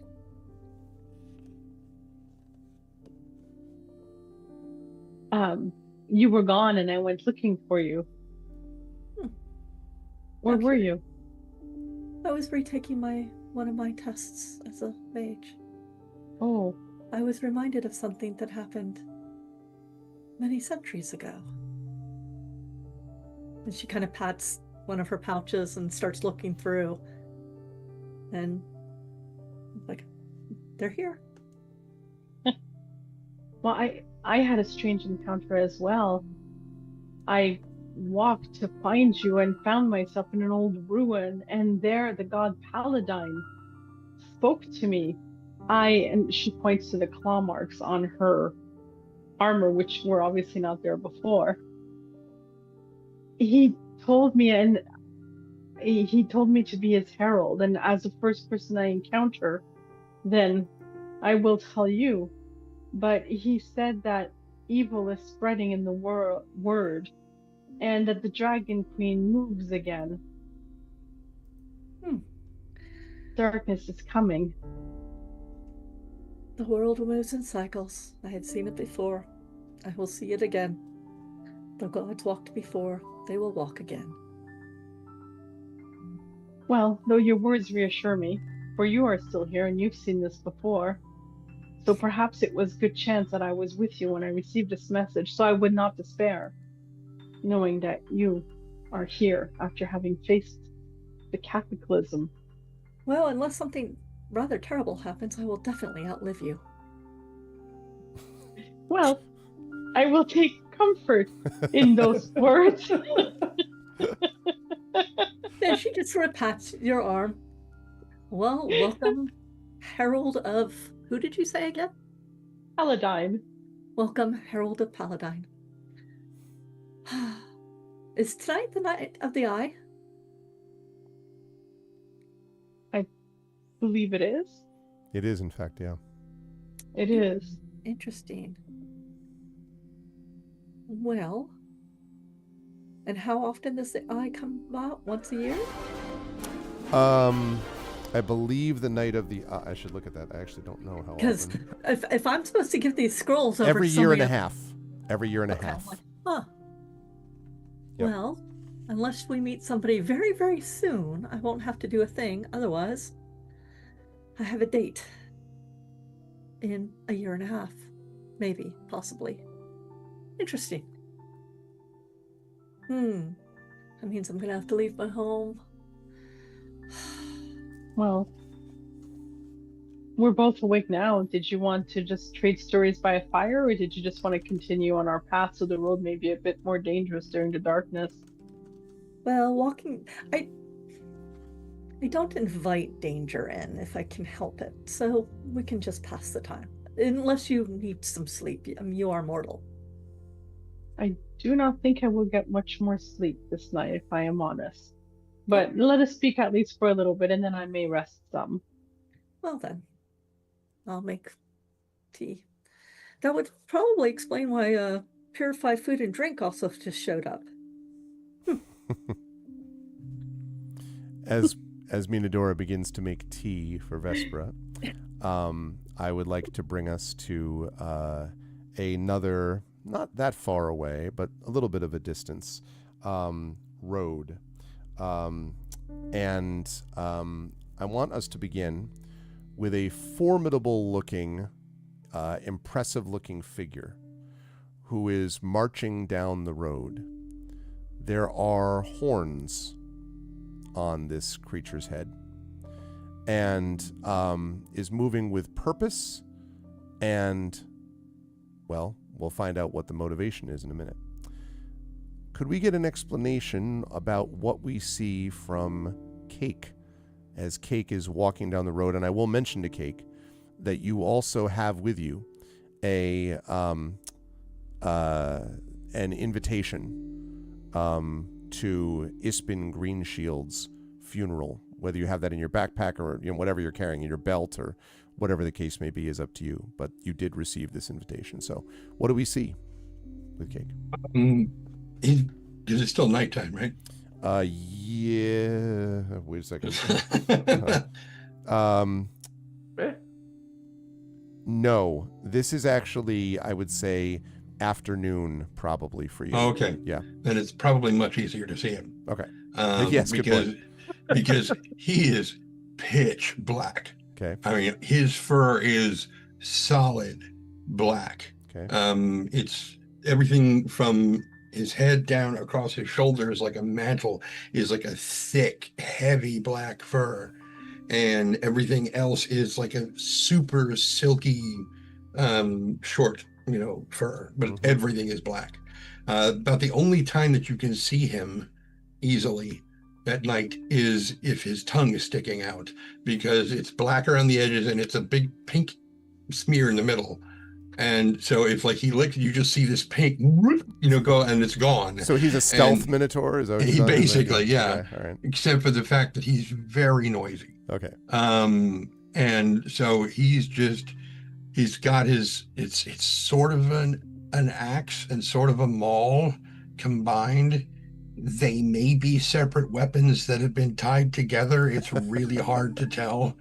But he's just clomping down the thing, and he's sort of humming to himself. But if there's a tune to it, nobody knows what key it's in. Mm-hmm. He's just blissfully walking down the road, and there is a crumpled, honestly filthy piece of paper sort of tucked into the only scrap of clothing he's wearing, which is a leather kilt. And it looks like it's probably a size too small, but it's been stretched, like it's gotten wet and it's stretched out, and but and you can't see his eyes because his fur he's like a Highland cow. It's just fur completely covers his eyes, and he's just trudging along, kind of, blissfully ignorant of whatever's going on. Let me have you make a perception check for me. So I'm going to say we'll do this at disadvantage based on everything you've just described. That's probably just right. Let's see if I can get my mouse to work. Yeah. It's perception. Exactly, guys. Shield. Boom, boom, boom, boom.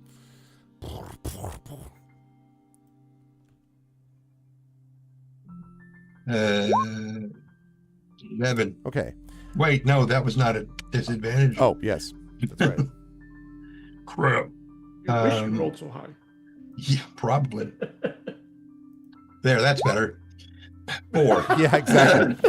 that works. So I think it's fair to say that you have absolutely no idea. You do not see anything first, but this person that we're about to talk to does.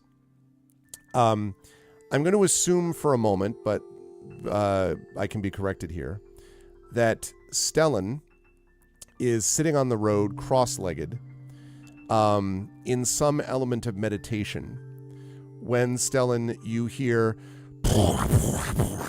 like from behind you, maybe with some or whatever it is, coming from a good distance down the road, that is, despite your discipline and experience, a little bit distracting. Can you tell us what we see when we look at Stellan? The only thing I'll change is I actually did this under a tree. Oh, that's fine. It can be under a tree. Why not sure. be in the shade? Sure. It's an unassuming young man in their early 20s, light brown hair, lithe build, but muscular. I mean, they're not, they're in shape. Light brown, I said brown hair already. They wear a sleeveless tunic with 2 leaf-bladed throwing daggers with the hilts pointing down, and that's really the only weapon that's visible on them. Mm-hmm. And yeah, they are doing kind of the classic Lotus meditation, and as soon as the tremors hit, which probably exceeds his either the sound and or the humming, he cracks an eye open, and the eye is copper colored, not blue or green or any of the normal colors. It is copper. Both eyes are copper colored, and he cracks it open, looks in the direction. One eye looks that way, and then both eyes open because Stellan's never seen anyone like this before, and just watches this massive minotaur. Right? Correct me if I'm wrong. You are correct. I've heard of them. I've never seen one. And just watches him don't approach. And when you get closer, Can't help it. You are huge, is exactly what he says. He just keeps moving, keeps humming. Okay, this bears investigation. Rolls to his feet and starts, I guess, trotting because he's probably moving pretty quickly. Yeah, he's got a pretty long stride, so yeah. No problem. I can keep up. And tucked in his belt is a neatly folded slip of paper. And he also has a small piece of wood that he apparently was carving with the tip of one of his daggers. But that gets sheathed, wood gets put away, and it starts lightly jogging, like he could do this all day long, until he catches up with this guy. What did you, the weapon you had is what? Like an axe and a maul mashed together? Yeah. Okay. And Kinda. armor, no armor? It's a max, if you will. He's Max. Nice. He's wearing a kilt. And you said nothing else. Kilt and Nothing fur. else. All right. Kilt and fur. Okay. And you're still going ahead. And I start like, you know, the big dog and the small dog in the cartoons. I start kind of circling you, still trotting around very easily.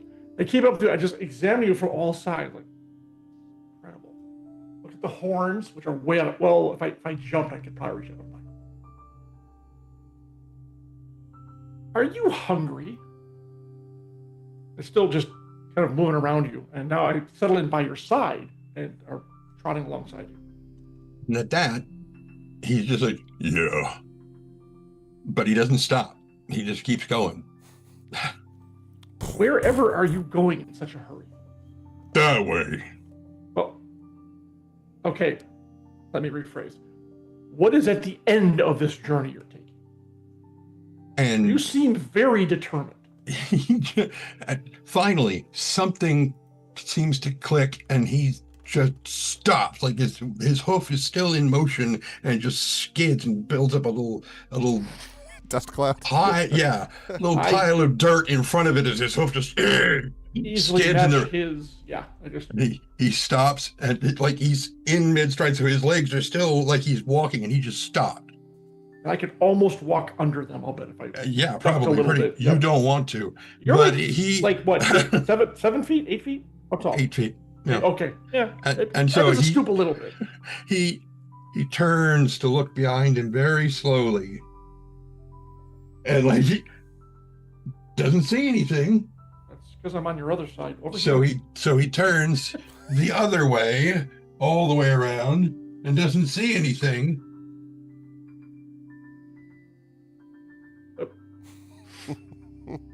May I? Huh. You seem to have something blocking your eyesight.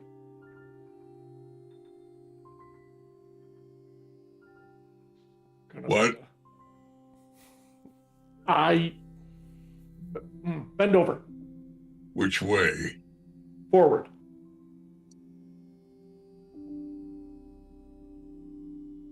Forward. You step in front of him toward my voice. You step one step back. And he just, okay. And he goes over at full speed, and his horn just.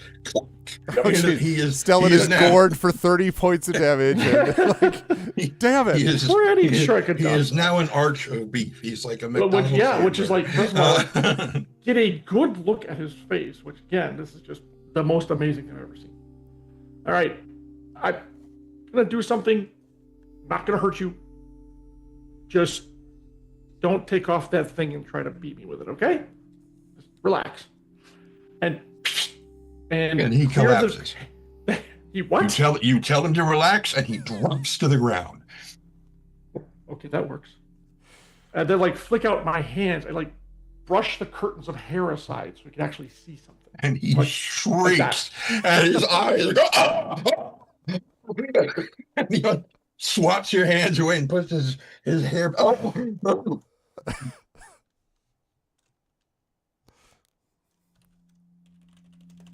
Are you okay? It was too bright. Maybe you could try that again at sundown. How do you know where you're going if you can't see anything? I could see everything. You couldn't see me, and I was standing right next to you. Stands back up and looks around, and he still hasn't looked next to him. He is just it's just this disembodied voice that he can't figure out, and he's just like, what? Look down. Oh, hi! You are the most fascinating creature I've ever seen in my life. You are absolutely, I mean, my teachers told me there were creatures such as you. I never thought I would see one in my, this is amazing. He's absolutely sincere, by the way. He's not being sarcastic. He's just like gobsmacked. Are you really in such a hurry that you cannot take a, or you know what, we can walk and talk. Start moving. Okay. And it picks up the speed in. Where are you headed? What is your destination? That way. A long trip. Building? A person? I'm not building a person. Are you looking for your people? Like rejoin your family? Family. Let's go with family. No. So, are you seeking someone? Are you looking for somebody?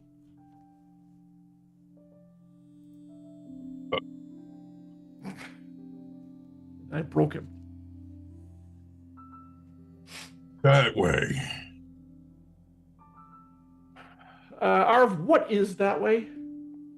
A road that leads towards eventually the village of Vogler, but it's a little bit, as you'll notice, it's kind of close to, you're not that far from the Northern Waste, which is kind of desert territory. You are in, there's grassland and a little bit of forest here, but it's pretty isolated. Not a lot of people around here. Are you heading to Vogler, perchance? Think I've been there. Well, you're not there now, and if you keep going, you're going to go back there. Is that where you plan to be once you stop moving?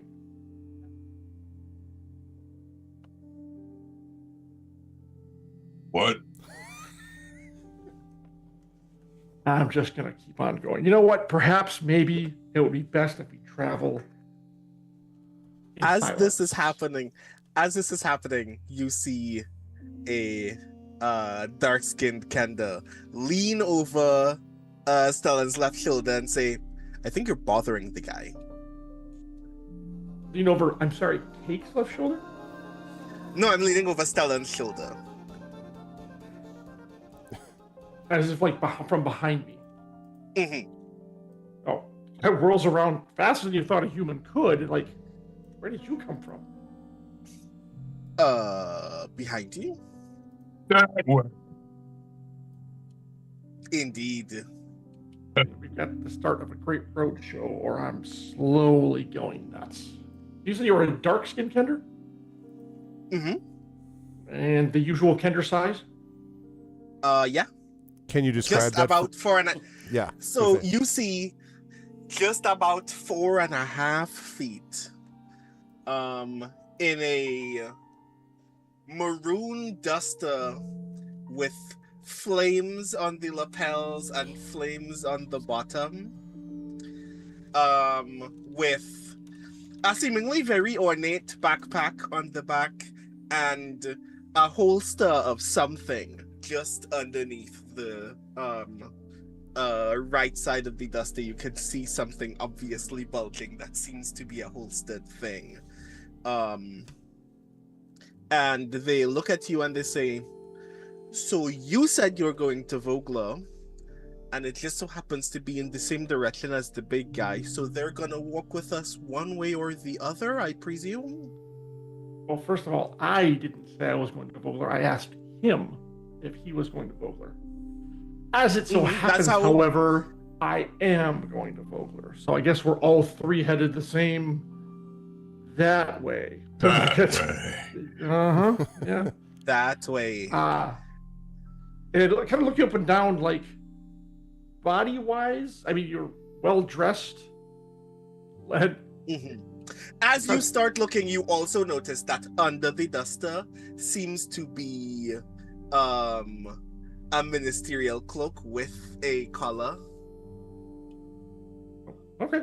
Imagine if a Kenda was dressed like Preacher from God, what was the name of that Clint Eastwood movie? Rosie Wales or the other one, Pale Rider. I thought you were going to say Book of Eli, actually. But... Pale Rider, right? Pale Oh, Rider. yeah. All right. Hey, each their own. Don't take this the wrong way, but I hope you can keep up, because once he gets moving, he doesn't really stop for anything. It would appear that way. I've been accustomed to being the shortest stride in a group. I make up for it by walking very quickly. You see me triple time ahead of you as a result. All right. My name is Stellan. What's yours? I'm going to just match him. Well, actually, still hasn't introduced himself either.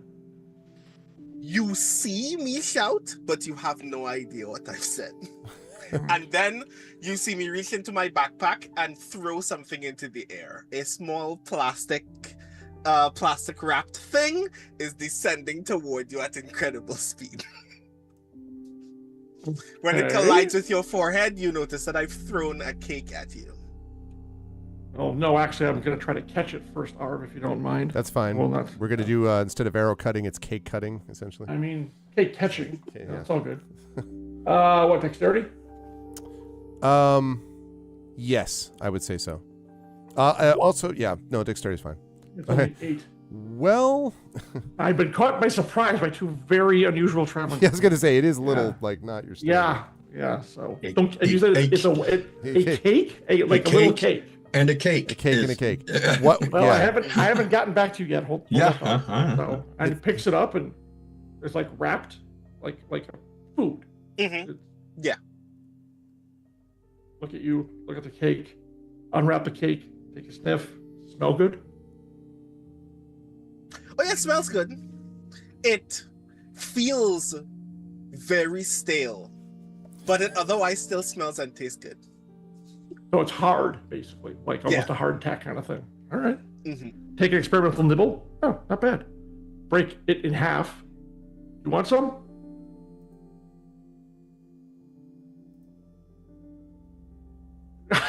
Have you been moving all this time? The whole time. Oh my god. Yeah. All right. Meanwhile, now you finally hear me shout back at you. Tastes awful, am I right? And you I've see me had actively eating one worse. very enjoyably. I run to catch up with them because I don't really carry much. That's pretty easy. And tell him I've had worse. Believe me. Same. Do you know But his name? It's by always the nice way? to receive a gift. Well, yes, thank you. Do you know his name? Pointing at the still marching. I do ahead. not. I've met the both of you just today, and I still haven't heard your name properly against the wind either. Okay. My name is Stellan. What is yours? And I'm Zafra. It is a pleasure to meet you, Zafra. Travelers along the road make the miles go by much quicker. At which point, there is, around the path, as the path bends, a quivering scream, and you hear, "Please, help!" And a young man, looking desperate, rushes around the bend from ahead of the 3 of you and races in your direction, which is a perfect spot for us to take our break. You are watching the premiere of Dragonlance Shadow of the Dragon Queen, as these preludes introduce you to our 5 characters with which we'll be spending a considerable period of time and many levels to come. I am joined, as always, by the amazing and awesome players, Trendane Sparks, John Helfers, Marie Bilodeau, Brandon O'Brien, Jennifer Brozek. I hope you are enjoying this as much as I am, chat, and if so, I hope you will spread the word and let people know. It is 10:02. If we can be back here at 10:10, then my plan is that we will get wrapped by 11 o'clock. I'm going to really try. So let's aim to be back then. Otherwise, please spread the word, everybody, and stick with us. We will be right back. Until then, everyone, please hold tight.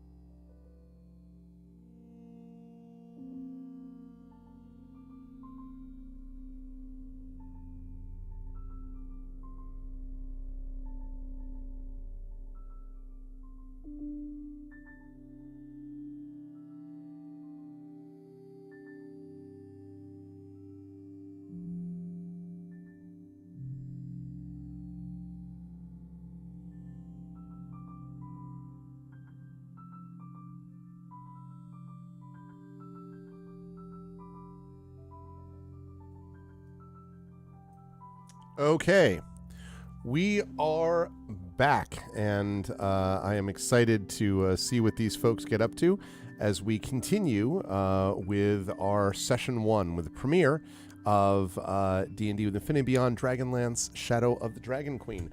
When we last left our heroes, we have now been introduced to Vespera Thorn, we have been introduced to Miandora, and we have just been introduced to Cake, Stellan, and Zafra. Well, the introduction for Cake, I mean, we've been introduced to a Minotaur. We don't know whether the name's Cake yet. Although we have been introduced to a Cake. I haven't gotten his name yet, no. A Cake was introduced to Stellan's face, more specifically.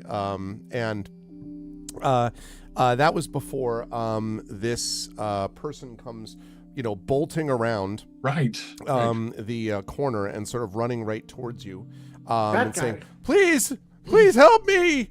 And you can see as you're looking in this direction, if I can pull that up, there we go. No, also, can you move this over here? Good. All right. You can see as you're looking at him that there is a young man who is running towards you, kind of has sort of sandy brown hair, a freckled face, looks fairly tanned. This seems like probably someone who spends a good deal of time out, out in the fields doing work, maybe, and looks completely just, please, and he actually nearly runs into you, Zafra, as since you're ahead of the group a little bit, nearly runs into you, and he says, please help me, and he literally, Zafra, like, grabs you by the shoulders, he's like, help, you have to help me, they're going to get me, they're right behind me, and he's like jabbing his thumb behind him. I put my hands around this man's face, like covering his ears, gripping him very tightly, and then I just very sternly tilt his head to the right so I can see behind him. As you tilt his head, there is definitely nothing behind him, and he's like, they're right behind me. He's like, you could feel him quivering, Zafra, like, are they invisible? What do you mean?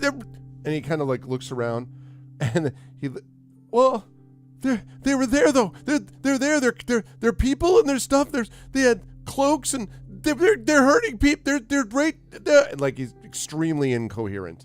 Where did you come from? The farm. The back. I was supposed to help the horses and he flips out because then as he turns is talking to you, he catches sight of this massive 8-foot-tall furred thing, and he's like, and he's like, you can see he's very much on the edge, Zafra, you suspect, of we've reached like red zone level, right? Like if he takes one more thing, he's either going to burst into flames or faint. The level of pressure is very high. He's about to burst. Yeah. I tilt his head back to me, like literally, like very cartoonishly straighten back his head, and I go, This level of excitement that you're having is good. Extreme emotion is valuable. What? How far is this farm from here? Oh, it's not. I work at the farm. They're on the road. That guy. There's a thing there. The big furry thing coming. Right. Minotaur?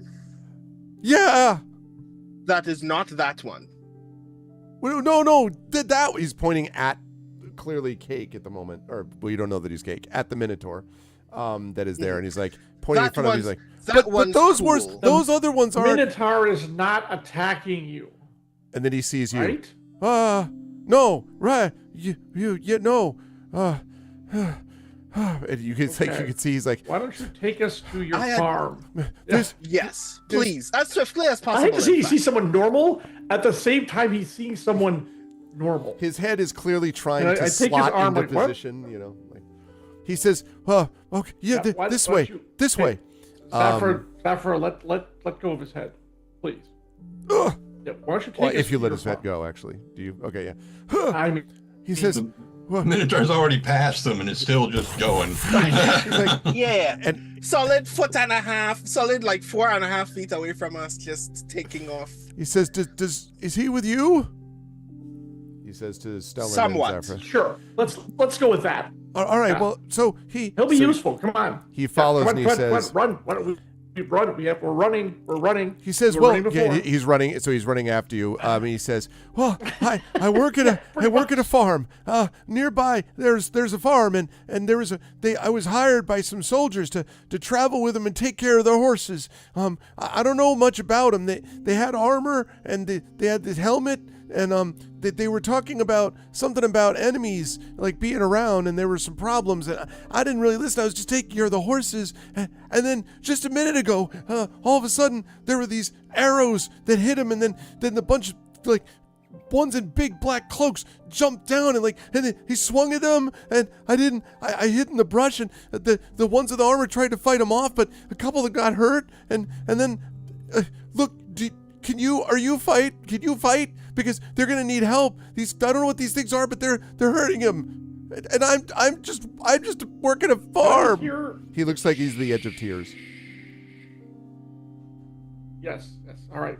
Thank you for that tale. Can Why I hear are any you sounds shushing it? of a fight? Shouts, yell? Not yet, Sounds but of, you'll like- admit it is a little bit hard to hear over. Well, which that is too, and then very this guy in his tale of woe as well. Yes. All right. So you do not hear anything yet. But if he continues to lead you down the road as he's talking, and it's probably just another maybe a minute if you go down the road before this one who introduces himself, by the way, as Reese.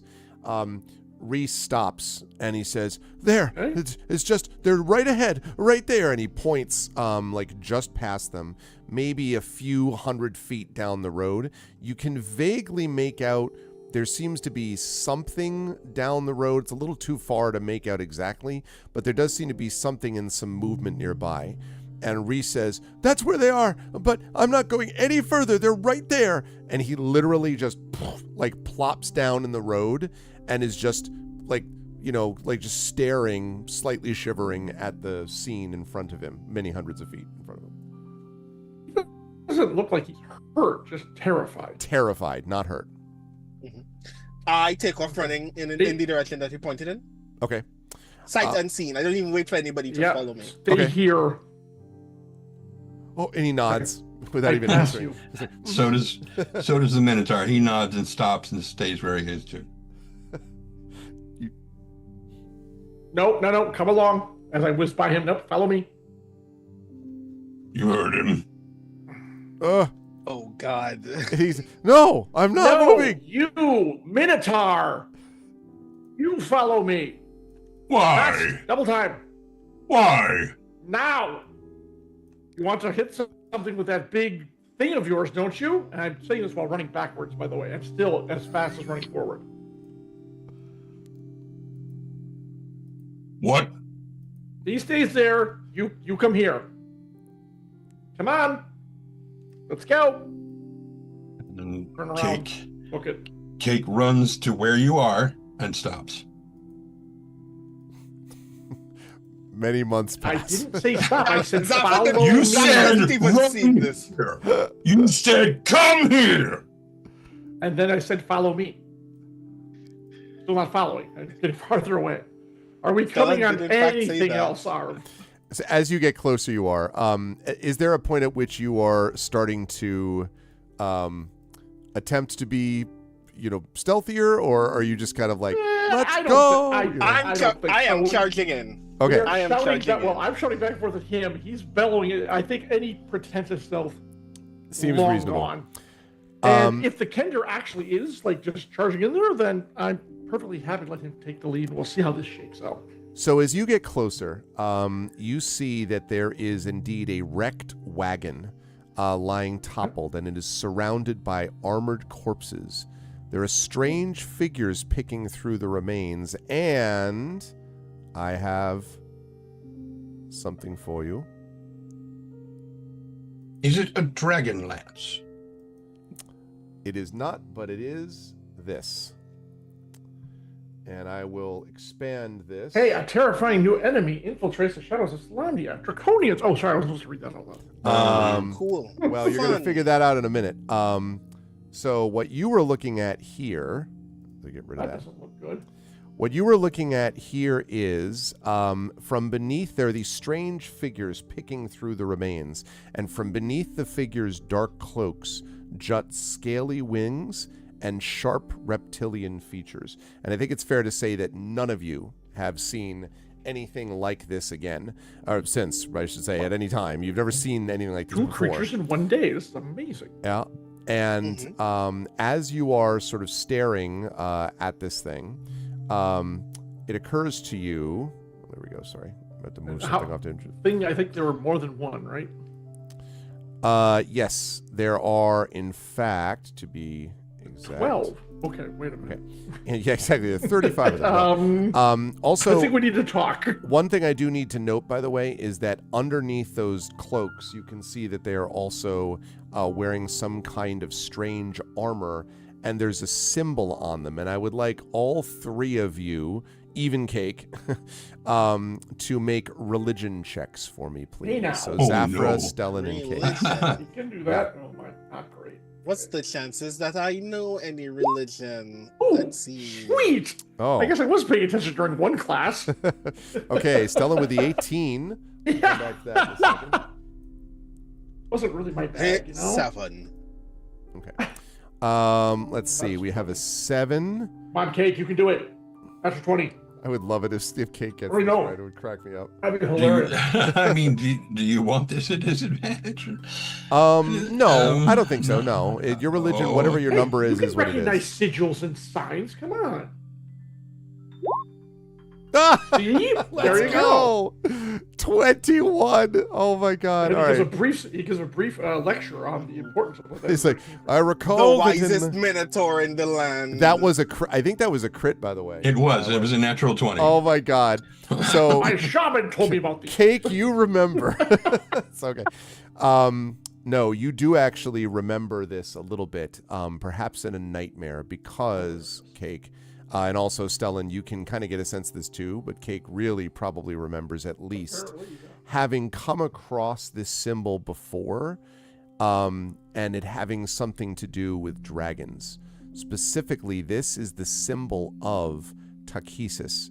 Now, Cake would not know all the details of like the ancient histories of the blah, blah, blah, blah. He wouldn't know all that. But No. I think it's fair to say that at the very least, though, the name Takesis would come through to Cake as like, oh, God, no, like the worst boogeyman. Like everyone on Kryn is likely to basically have that down, I would think. So the fact that you put this symbol together somewhere dimly emerging, I would say, is like, oh, There are smoking fleas jumping off of his head Yeah, at this exactly. point. But yeah, and so Stellan, I would say you can see that too. These things are wearing the symbol of Takesis. And so that's, now I don't have to go through any of the sections of if the Draconians don't notice them, insofar as Zafra is bolting directly at them. So I was gonna ask if there was any nearby cover before I enter like 100. Oh, feet really? of the range, but if not, Were you? Because you were booking it towards the wagon. I mean, if you I actually, mean, I heard the words charging right in, but I did hear charging right in, but I don't know if that means that then you would charge right in until you wouldn't. I mean, But you he's tell a me. killer. He doesn't make any noise. He doesn't make any noise, but he also may not have this a lot one of might. judgment. I don't know. It's got a lot of, yeah. I have portions of good judgment. Okay. Well, then I would say Right. that So is there any? yes, there is. Is there any cover nearby? There is. In fact, you can even see a little bit of it there in that picture, as the sort of road that you were on is heading into a forest here. So you can try to do that. I would need you to make, please, for me, a stealth check. Okay, grand. Let's see how that goes. Charge right into his hidey hole. Stealth, 19. Okay. That's pretty good. I would say that you can find an area off to the side, and it allows you to note that there are 5 creatures here. One of them is the one that you see there, who seems to be some kind of a leader, because every so often he turns around and is like, "Meh." There's a kind of a weird, garbling, gravelly sounding voice that he uses. What languages, by the way, Zafra, do you speak? I'm going to guess it's not this one, but... I probably don't speak whatever that is. I speak Common and Celestial. Yeah, okay. They're oddly But I enough, don't they're know I speak celestial. Celestial. They're I definitely. don't know that I speak Celestial yet, but I do. Okay, fair enough. Yeah, they are. It definitely is not that. And actually, Cake or Stellan, what languages do you speak? Common and Minotaur. Okay. Common, Draconic, because it was my order did that whole thing. And there's one other one. Hang on. It was Common, Draconic, and Common Sign Language, I know as well. Well, you'll be happy to know, Zafra, as you head off to the sort of like, to get off the path, basically, you can see the 5 of them there. Stellan, as you get closer, you can hear the same barking sound coming from him, but it is in Draconic. And what he is essentially saying is, hurry up and get this stuff out of there. We don't have time to wait. Eventually, they're going to be coming for us, and you know what happens next. Move. And the others are like, all right. And they're sort of like, he's declaring, he's clearly ordering them. No question about it. Zafra, Typical you don't. middle management. Yeah. Zafra, you don't get, all you get is rah, rah, rah, rah, but you're definitely off to the side. Stellan, you can hear this. Do you want to try to get, out of sight, or what do you want to do? If they do, I haven't noticed you yet. Amazingly, we have not attracted their attention, which is stunning. Yes, I would like to take some cover. Okay, so go ahead and make a stealth check for me, please. I can't wait for this next thing I'm going to ask, which will be coming of Cake in just a minute. 24. Oh, yeah, you just sort of blend into the... I am the wind. Yeah, again, 5 of these creatures, one of them clearly rah, rah, rah to the others. The one that you see there seems to be the leader. Can I get to, pretty close cover to them? I would say fairly close, yes. You can also note, by the way, that the fallen figures, you can't see them enough with all the figures, or the cloaked figures around them, but they have clearly been sort of savagely cut and hurt and clawed, probably, and all seem to be motionless. You would guess dead, but obviously you're not going to have a chance to check that until later. Right. All right, now Cake. Now, the question is, you definitely do see the wrecked wagon. You definitely do see these creatures picking at them. So the question is, at some point, do you stop or bash into them, or attempt to bash into them, or what would you do? Have you ever taken a breath so deep that your ribs pop? Yes. Okay. Once. He does this, and it's sort of a mixture of a bellow and a roar and something even worse than that. But he starts screaming this deep, just because of how hollow his chest is, it's just a resonating chamber. And the weapon thing comes down, and his speed radically increases as he's running forward towards these things, shouting, "Die, bad dragon." And I think that's initiative. So what? Let me just tell you what happens there. As you do that, the red winged one turns and sees it and says, "Ah!" Now, Zafra, you hear, what Stellan hears is, "We don't have time for this. You two deal with them." And he and 2 others. Let me make sure that's right. Yes, he and 2 others slip basically slip away here into the forest beyond. The 2 that remain look up, see you charging, and hear the orders. And now, yes, indeed, I would like us all to roll initiative. Let me get my turn order up. 1 second. Hold up. Where's my turn order? There it is. Lovely. Okay. Let's roll initiative. Let's get some music going. Let's fire things up. I do not have a combat move for you here, but I do have, actually, hold on a second, because I do actually have tokens that I can at least show you what that looks like, although we don't have a battle map for this. They look like this, and I will shift it so that you folks can see this here. we have to select our tokens before we hit initiative like the other things, or no? Sure. I think yes. Click a token and choose add turn. Yes. Okay.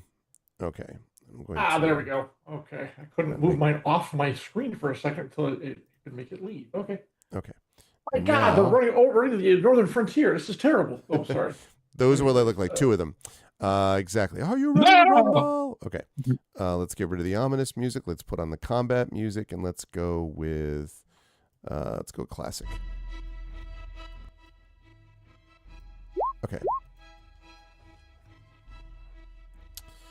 Right. Okay. So here we go. Oh, there we go. Yeah, and you have to click a token and choose add turn. It looks like. Oh, wait. I don't have Oh, it. right. You don't have that because we don't have your tokens up. Yes, that's right. All right. Except Kate does. All right. Well, you should still be able to, from your character sheet, I think, do that. I got the initiative roll. It's a 26.18, but I don't know how to get it into the turn order. Let's see. Can I just drag it over there? You should be able to. I would think you can drag it over there. You said doubtfully. I see Zafra on there now.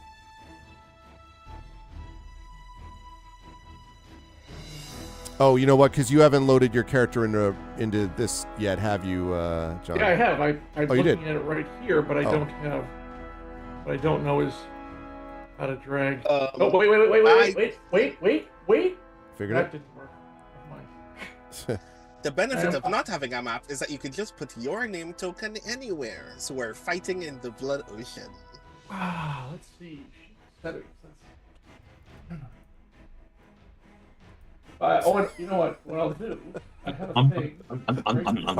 Are you kidding me? Yeah. Is that really? He does that all the time.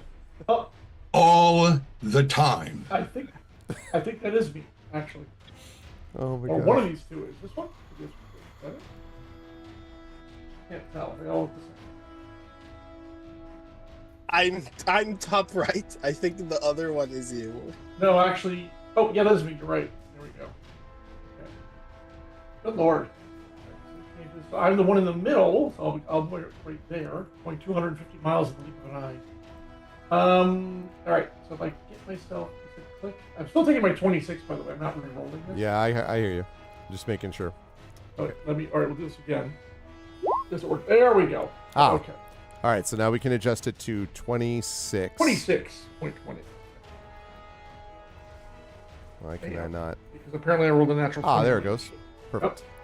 Great. All Okay. right, let me get that down. Obviously, Vess and Minadora will not be involved in this one. Stellan, by the way, I never got a hit point total from you. 10. 10. All right. I'm just going to politely lodge my complaint that the guys get to fight and the girls don't. Listen, You can do cool if you stuff. play different This characters, is I not know. a balls and strike situation. I know. You could have set this up in any way that you could have, Greg. This could have been any number of split parties, and this is a decision that you made. that I'm I just pointing made. out. I actually think it has more to do with the prelude that you choose is based on the different classes that you were. So as I was looking at them, I'm like, okay. you get different options Fair. depending on who you are. If you Gotcha. didn't It want a just so magic test, you didn't have happens. to be a sorcerer, It Jen. just You so know? happens I am amazing coincidentally by that sorcery. we manufactured systemic bias, of course. I guess you guys better Systemic kick fun. these guys' butts so that when you meet up, we can be like, all right. I don't know, man. These things, as I recall, are pretty damn tough. So it's going to be interesting. Okay. Let me just get I my will initiative not in switch there. initiative with anyone else because I don't see the point. Also, I haven't played a level 1 D&D character in so long. Yep. We were Yeah, talking just don't approach this like. Yeah, I'm immediately like, one of these things could step on me. I'm Yeah, so accustomed to Nisiana dying in isn't one here. turn. She doesn't believe in you. She won't keep you alive. Yeah, Yeah. exactly. These things will not happen. Okay. That is All right. It's a different world, sir. So the first one to act is going to be Stellan, who watches as the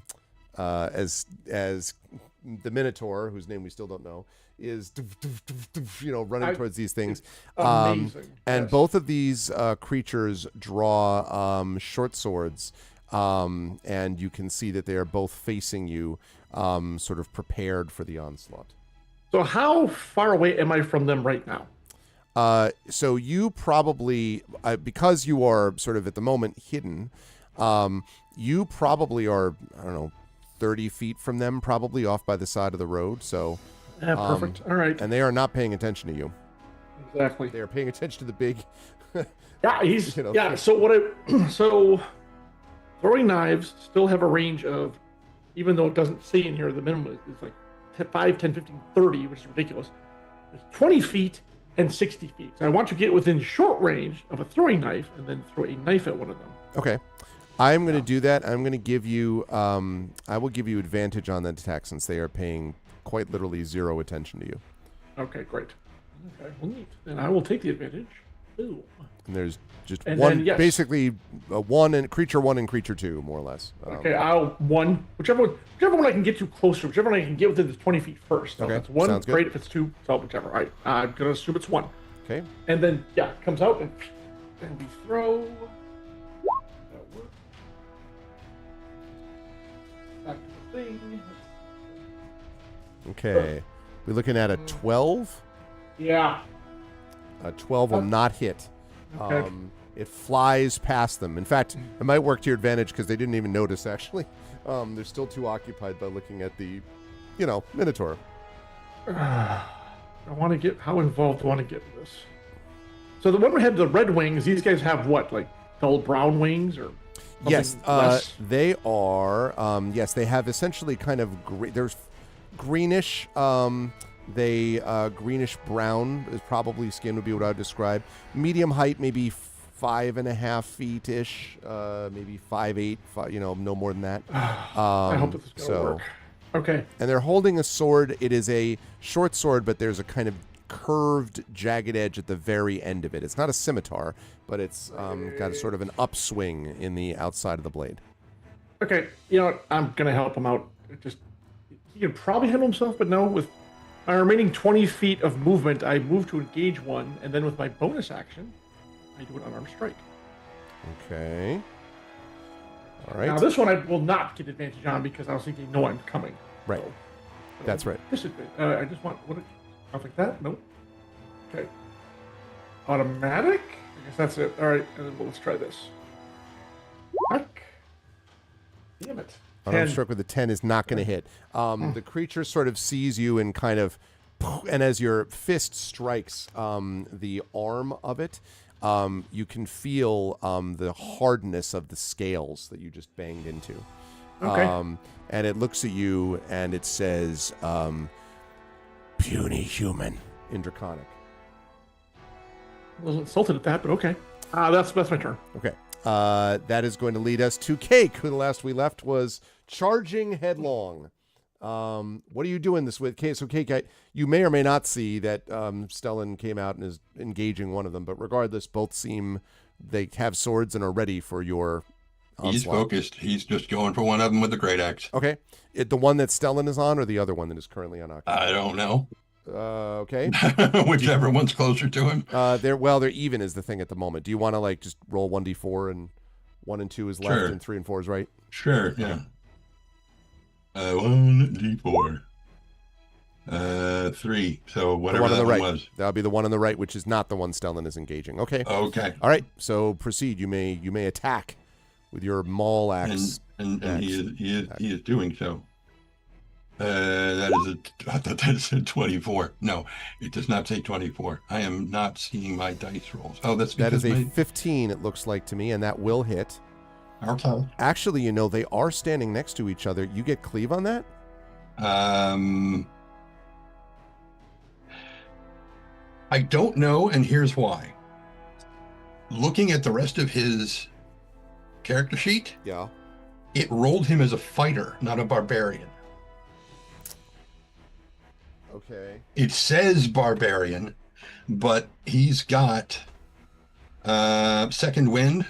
He doesn't have rage. I mean, I don't think they get rage Not until yet. Okay. Level But I don't 3. remember barbarians getting second wind. Let me just double check and see. Core barbarian traits table, blah blah blah, skill proficiencies. Oh, I take that back. You do get rage at level 1 because we're using 2024 rules. I take that back. You do get rage, and you could enter it as a bonus action, by the way. So I don't know if you want. I mean, it sounded like you were raging. So I was don't know. going to, but it's nowhere on my sheet, I which don't is know why why I didn't it's say not anything. on. Yeah, I don't know why it's not on your sheet, but you definitely can rage in 2024 for sure. Okay, which does what? So that would mean you would have resistance to bludgeoning, piercing, and slashing damage. When you make an attack using strength, which is what you're doing, and deal damage to the target, you gain a bonus to the damage that increases as you gain levels of the barbarian. Blah blah blah. Lasts until the end of your next turn, and you have advantage on strength checks and strength saving throws. So the other thing that's cool is the rage will continue. You can extend it for another round by making an attack roll against an enemy or taking a bonus action to extend your rage. As long as I deal or take damage, it continues. That's right.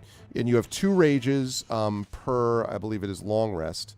You get 1 use back when you finish a short rest, and all uses when you finish a long rest. So you're raging, and it just gives you +2 rage damage. The only other thing you get at level 1 is weapon mastery. Which would mean the mastery properties of 2 kinds of simple or martial melee weapons. So, I get, so you get your proficiency bonus added to whatever attack you're doing. I don't. So which I do anyway. I guess cleave is not happening for now. It doesn't look like so. Just a sort of regular attack. But if you were to hit, and you have, then they get an additional +2 damage. Okay. So I will roll this damage. We will add 2 to it. And sometime between tonight and the next thing, I will reconfigure him as a proper barbarian. But I'm looking right at the 2024 rules, so yeah. Right. Okay. That's a note, by the way, to chat that we are using 2024 rules. Oh, it does say cleave. That's what okay. So it says cleave in the roll window, not on my sheet. Not on your sheet. Yeah, it doesn't say. Right. I'm just double checking. Barbarian at level 1 does not have cleave. I didn't think so. Okay, never mind. Damage. I hope. I mean, you're going to do at least a point. 10. 5. Oh, 10. Right. And then you got +2. Well, you got 3, I would assume, for strength. So it's a 15. 15 points of damage. 15 points of damage. Good gravy. All right. So you just absolutely. Now, you do not kill it. You, however, hurt it a whole lot. It's like. It's like thrown back. And I would say that both Zafra and Stellan are able to see just the strength, like literally like baseball swing lifts the thing off its feet, hits so hard, and just like cuts right through the scales, and just sort of lifts up and then hits the ground again, on its feet still, but quite hurt by that attack. Good stuff, Cake. And you can see, by the way, that Cake looks real angry. Just saying. I mean, the fierce scream, shout, bellowing, curdling blood cry probably kind of might have given you the clue. Yes, exactly. People in the next county are like, "Ooh, what the hell is that?" Right. Exactly. They're making stories up about you as we speak. I assume you're not going to move anywhere since you're still on this guy, Cake, right? Oh, yeah. Yeah. Mm-hmm. All right. So that's going to lead us to. Oh, sorry. That was waiting for a while to do that. It's really strange that. Anyway. It's oddly slow. Yeah, it's okay. All right. So that's going to lead us to Zafra. Zafra, you just saw Cake absolutely freaking obliterate this thing. It's not dead, but hurt. What do you want to do as you hide there in the shadows off to the side? How far am I from the other one? So the one that Cake just hit is actually closer to you. The other one is probably another 5 to 10 feet past it. You are up a little bit though, so you could probably shoot either one, or hit either one, I should say. Cool. I roll out of I tilt out of cover. Okay. Standing obviously clearly so this other guy can see me. Okay. And everyone sees me draw a white and gold, somewhat tarnished handgun from my holster. And I aim the burden at the other Draconian and fire. All right. Fire away. I imagine everyone's like, what is that? So. A 9 misses. I'm going to give you good news. No, it doesn't, because we're rolling with advantage. It is paying 0 attention to you. It didn't even know you were there. So. Okay, God damn it. 24.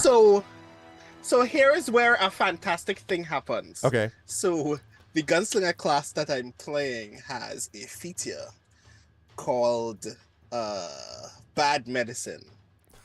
Okay.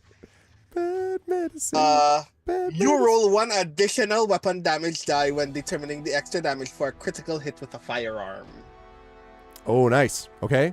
So instead of rolling what would be 2d6 plus 3, 2d8 plus 3, I'm rolling 3d8 plus 3. Well, right, and because you crit, because that was a crit that on that advantage, right? Because you hit, that means that you get max damage, and that means because it's 3d8, you're doing 3d8 plus 3, which means 27. Mm-hmm. You just headshot it, basically. You just literally obliterate it. But now this is important. So you all hear, first of all, there's the shot. The shot, by the way, echoes like, like echoes through the trees or whatever. And the creature topples over and hits the ground.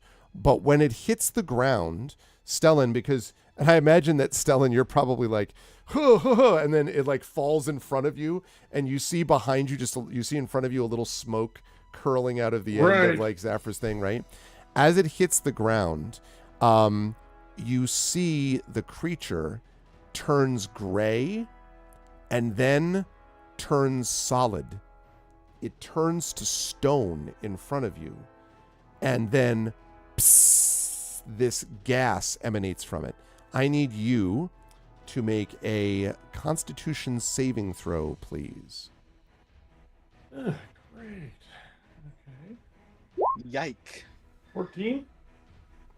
14 is enough, yes. You managed to sort of hold your breath, but you could feel your limbs kind of stiffening a little bit as this creature has definitely become a stone statue. It was like a burst of gas from all around it. Yes, exactly. Oh, great. Exactly. Okay. Yay! Okay. Now, okay, that was crazy. The other one, it is the other. Well, actually, I should ask first, Safra, if you're moving, or are you staying in your hidey hole, so to speak? Right. So one guy is critically injured and just landed on his back on the ground again.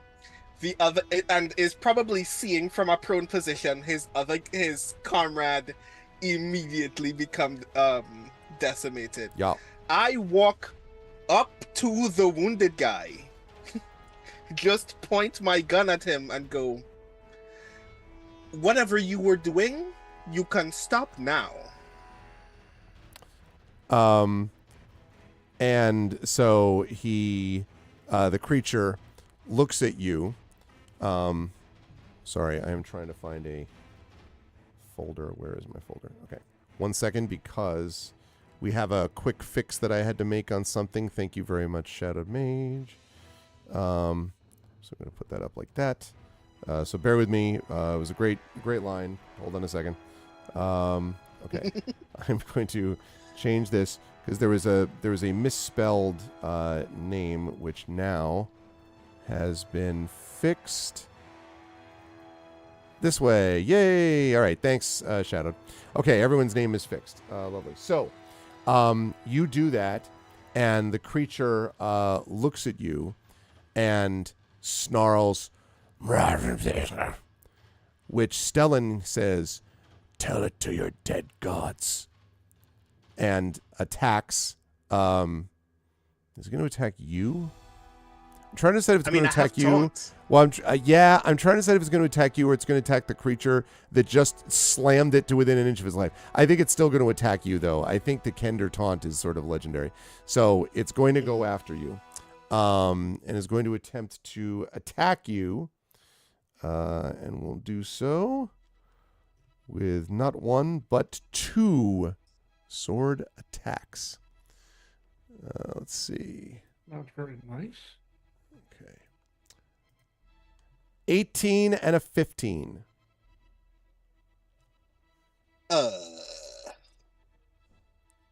Both of those hits. Well, Smack.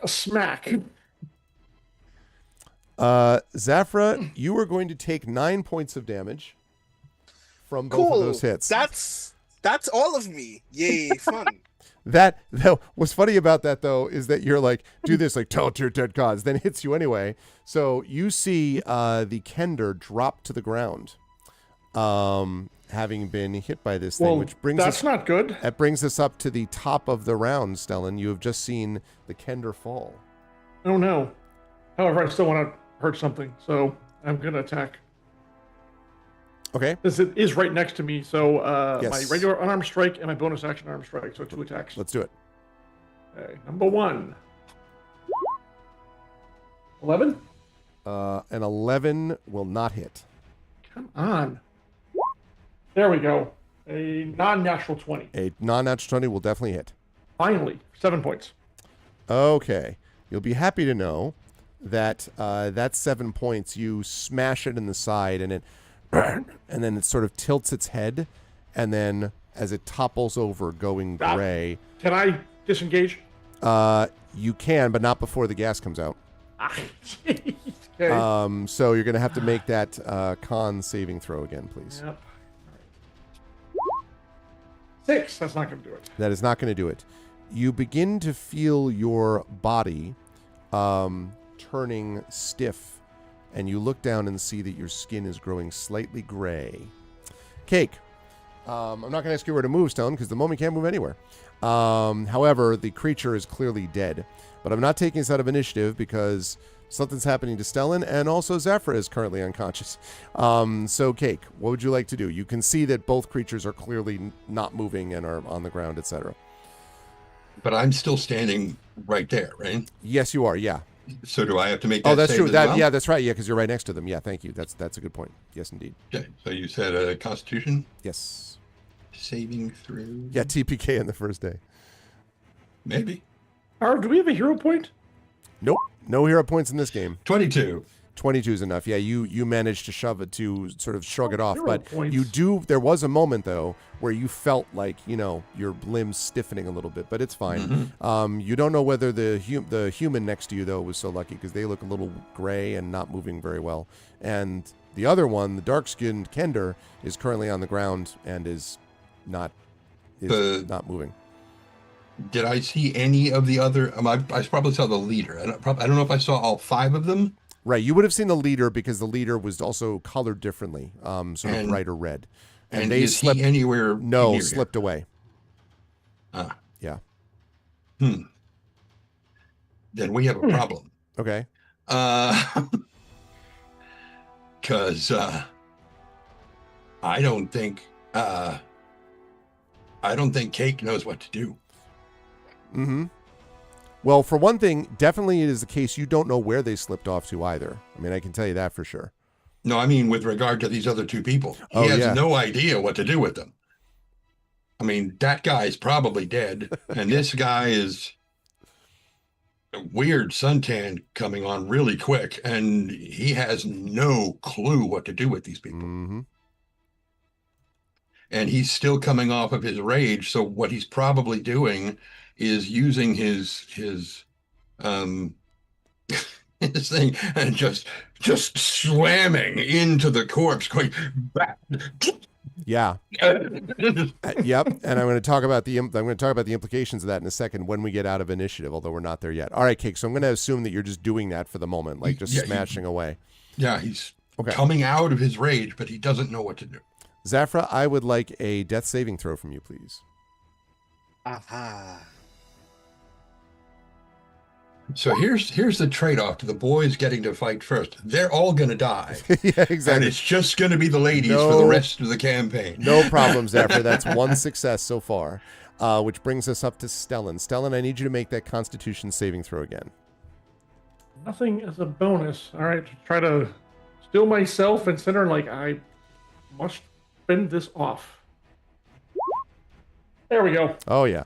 You were able to shake it off, like kind of move your limbs again, but it definitely your skin was looking a little grayish. Yeah, for a bit, it was and- clearly I did not That want was to do weird. that again. Is that my entire? Is that my entire? No, it's not action your turn? entire turn. You can now Good. actually move, and you can see that Zafra's not moving. Yes. Take You out also my see heal- Cake is slamming into the body. I take a step back from him in case he sets that thing off again. Yeah, Which actually he's now busting it into stone pieces. gas. Yeah, no, right. Right. Yeah, right. Meanwhile, I take my healer's kit out go to Zafra, and Okay. the use of that will stabilize the unconscious character without having to spend, what the hell did this say? Spend something. Healers, I- healers. Hang on. It was other stuff. It was weird. H heal. Hero's kit. Utilize action, expend one of its uses to stabilize an unconscious creature that has 0 hit points without needing to make a wisdom medicine check. I can still make a check, but I don't need to.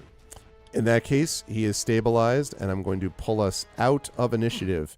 As Eyes flutter open to see me over him. I was like, that wasn't maybe very smart. well, I don't know that he's restored a hit point yet. You stabilized him, but I don't know Isn't stabilize 1 hit point or not? No, stabilized is 0. It just means you're not making any death saves. If you, All It right, will well- take it will take an hour for him to regain 1 hit point. that's No, right. we don't have time for that. So I'm then going to use my feat, which is healer. Okay. And utilize action. All right, we're gonna do this again. He has 1 hit die, right? He would Yes. at this point. Mhm, sure. Yes. All right. So you're going to expend your hit die, but I get to roll it and add my proficiency bonus, and you gain that many hit points. Cool. So it's a D4. Hey, you'll get at least 3. So, all right. So it's going to be a D4 plus 2. This is the new healing feat, which actually I think is pretty cool because Very it cool. allows us to expend their hit dice, not just, I can't remember what it was before, but it was kind of useless. Especially D4 cool in a Are wo- so squishy. it's cool in a Plus world 2. without clerics too, by the way. And you get 5 points. Hey, Now all you're right. awake, and I still say, maybe next time don't do that. But At- you're feeling better. As Cake is, again, you don't have the name yet, but as the And they Minotaur is both turn and look bashing, at him, who's still like, yeah, and as that happens, hey. after a moment, both of them, including the one that he was bashing away, just all of a sudden disintegrate into powder, and then just blow away on they're the wind. draconic vampires. No, I don't say that. Okay, but that is strange. So, turned to stone, emitted paralyzing, petrifying gas, and then just disappeared into nothingness. Yep. Now, their armor and clothes are still there, right? No, Everything. That's everything had that happen.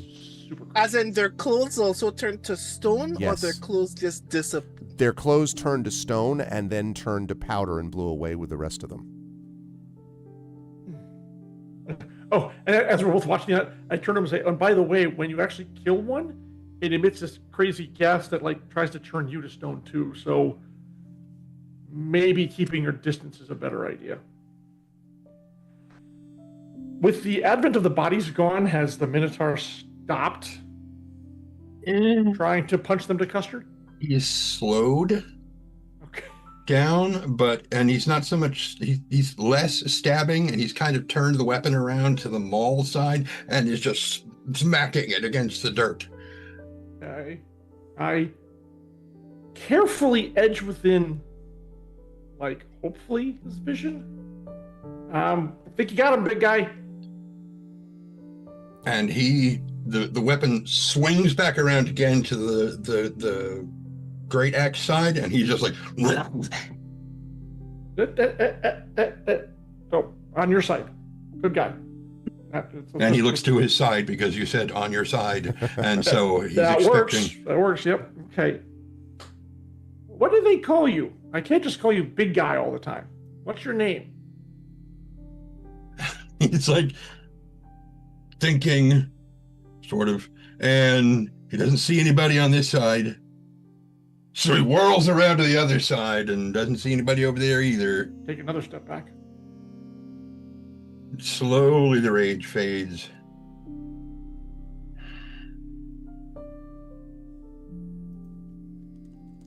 What? What's your name? What do they call you? I can't call you big guy all the time. I can call you kick-ass because you're pretty good in that fight, but I don't think that's your name either. So, what should we call you? Jake. Cake. All right. I'm Stellan. I didn't write down his name and I can't remember it all of a sudden. Zafra's And not as conscious. you say so, that, yeah. Zafra. Zafra leaps up and says, My name is Zafra Lapis Flame Page, and I think I'm supposed to have met you both for a reason.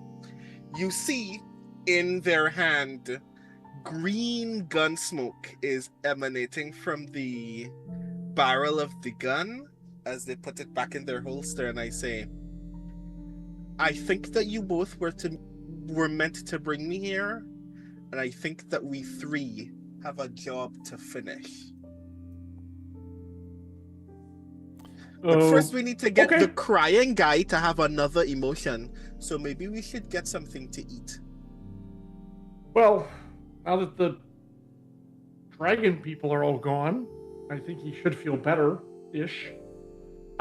You know what? Actually, Stella looks around like, oh shit. Are the bodies all dead? The bodies are indeed all dead, and as you look at them, you can see. Make a history check for me, please, because they're wearing a particular kind of armor. Armor and sigils and all sorts of stuff. Okay, I'll give it a shot. Got nothing to lose. 13. All of us are just Stella. Whoever wants to can. I mean, I was the one actually looking at them to see if they Right. were still alive. Like, oh, yeah, I should probably check and see if they were still living. So, but I like turning them over if they landed on their back to, et cetera, et cetera. 13 for Stellan. Definitely not me. I don't see it for. I don't see. Come the on, check yet Kate, you can do it again. Oh, 10, I see. Your heraldry will be amazing. Unless, if you're even looking. He's not. Okay. So then, so definitely Zafra does not get it, but Stellan does. Mm-hmm. Stellan, these are Knights of Solamnia. Almost certainly. You recognize the ancient armor that they wear. And as if on cue, you hear from behind you, Oh, thank you. I found some others on the road to help too. And the three of you, if you wish to turn, would turn to see that Reese is there looking wide-eyed down at the sort of like the wrecked caravan and all that, the wrecked wagon, and is between a person dressed in red robes with a raven on her shoulder and a person wearing the same armor as the dead figures on the ground. And Cake Yeah. squints at the. We can't tell if he's squinting because there's hair over his eyes. Yes. But he squints at the person in armor, and just he's like leans forward real slow. He's like, and again the chest expands and he shouts, "Yes!" and goes charging towards her. And just arms out. He's still got his weapon up because he forgot to put it down. But he is running full speed towards Vess, having screamed her name. Vess steps sideways away from the kid, Reese, Yeah. so that he Step to doesn't the get. other side. I'm like, Reese takes 40 bludgeoning damage. Ah! I step sideways so Cake comes towards me because I know he's heading for me. So I just kind of shove Reese and I go, "Hello, Cake," and I put my arms to my side, knowing I am about to get tangled into a giant cake hug, and I have accepted my fate. I stare down at the Kender and I'm like, he looks a little familiar. Zafra notices you, and you see them like mouthlessly gesture to you as if to ask, "Hey, are you with these people?"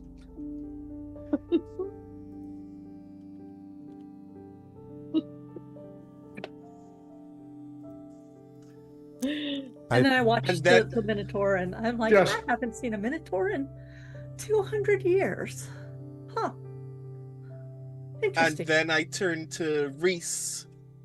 I pull out like a little like wooden emblem of the Fire of Syrian from my pocket, and I put it in his hands and say, I'm sorry for the people who have lost their lives today, but we still have work to do, which means we need to ask you some questions." Which is a perfect place for us to bring our session to a close, which we will pick up next week with those questions. I could not be happier with how well this went. Oh my God. Such a good way to introduce ourselves to all of the different elements of the party, except the combat abilities, the considerable combat abilities of Vess and Minadora, which we will see in full effect coming soon. But listen, don't blame me. If you didn't want this, then you wouldn't have someone wanting to hang out with a god It was just and one of those funny things that I'm like, wait, the guys get to fight. That's not Hey, fair. I offered to play a sorcerer before. That's right. Otherwise, you would have been doing the test of I know. sorcery. I know. Um, I'm teasing. But no, I really, really, really enjoyed this a great deal. And what I love about this is you get the Dragonlance vibe initially. You're dealing with these creatures that are unusual that you wouldn't have found before. Still no cleric, so the whole healing feat thing works well in that context with someone like Stellan. But we got really lovely like role play moments that we were able to get with Vess and Minador, I would say. We got to see a little bit of like an early version of Minador's previous memory history, going back then. We got to see some of the badassery of Zafra, by the way. Like for all of the went down in the fight, the gun, the image of the gun shooting, like, oh my God, right? I think we've already established that Cake is a badass.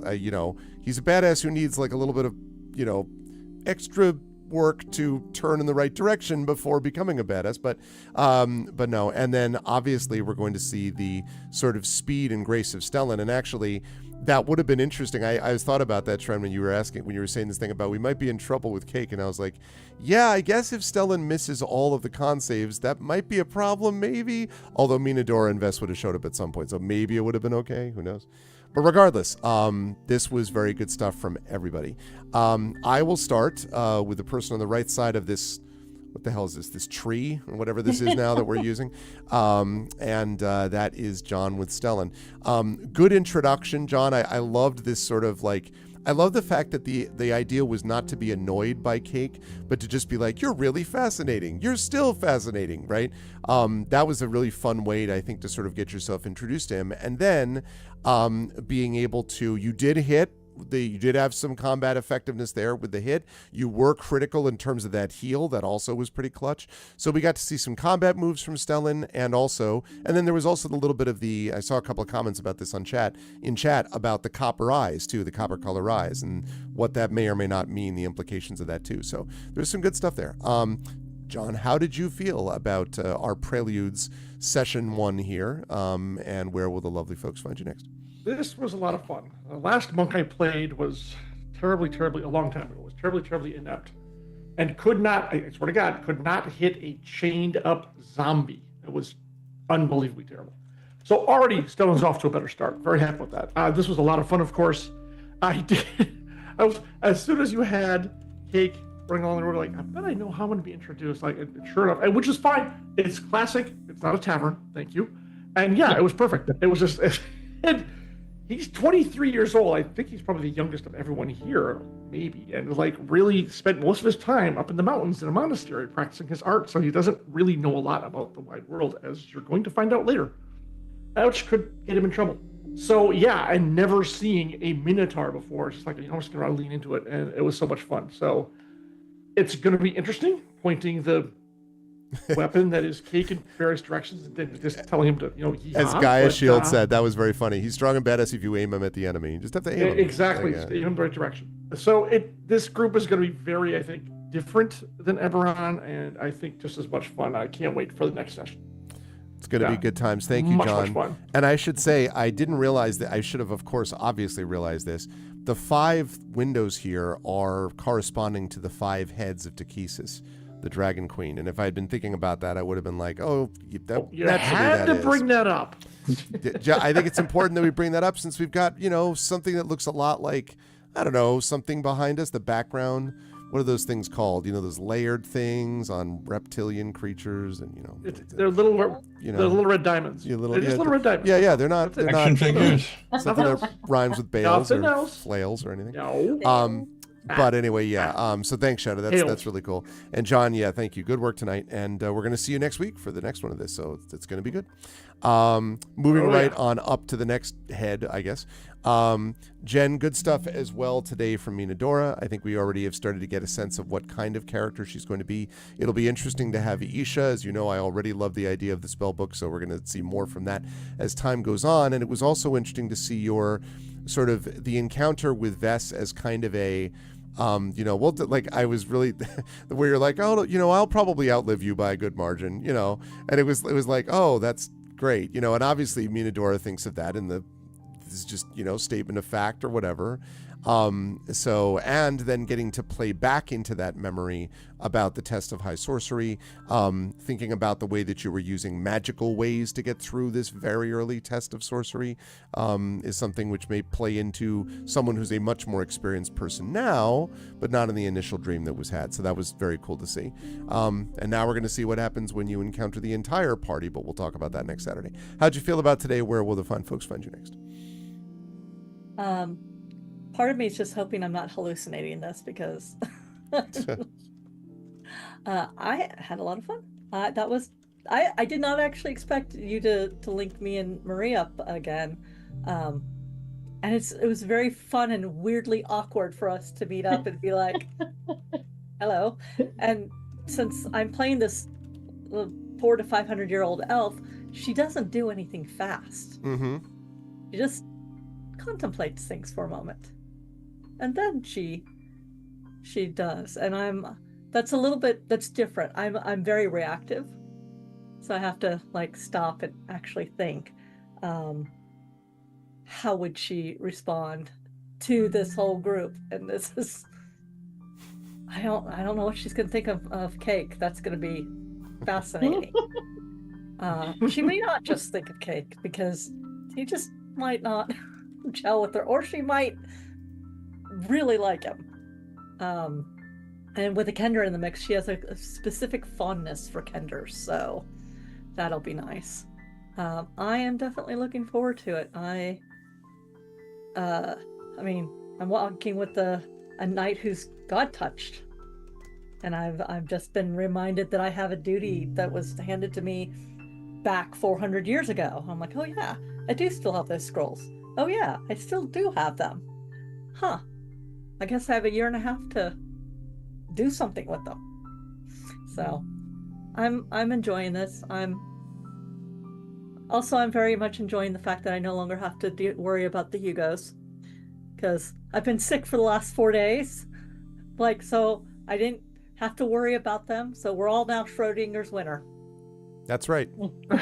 I saw, by the way, at Gen Con a shirt that says "Wanted Schrodinger's cat, dead and alive." And I saw that too. It's like, that's good stuff. Anyway, yes, Schrodinger's Hugo. We will see. But thank you, Jen. And thank you for hanging in there despite, as I say, being under the weather. And I do have to say, I'm not trying to say, you all were kind of like, oh, we got moved this way. The reason you were connected with Marie is because, again, of the types of characters you chose to play. She's a paladin, and I am a... I know. It just happened to work out this way. But I have to say, it is interesting that you were struggling a bit with coughing insofar as you were playing a red robe figure in Dragonlance.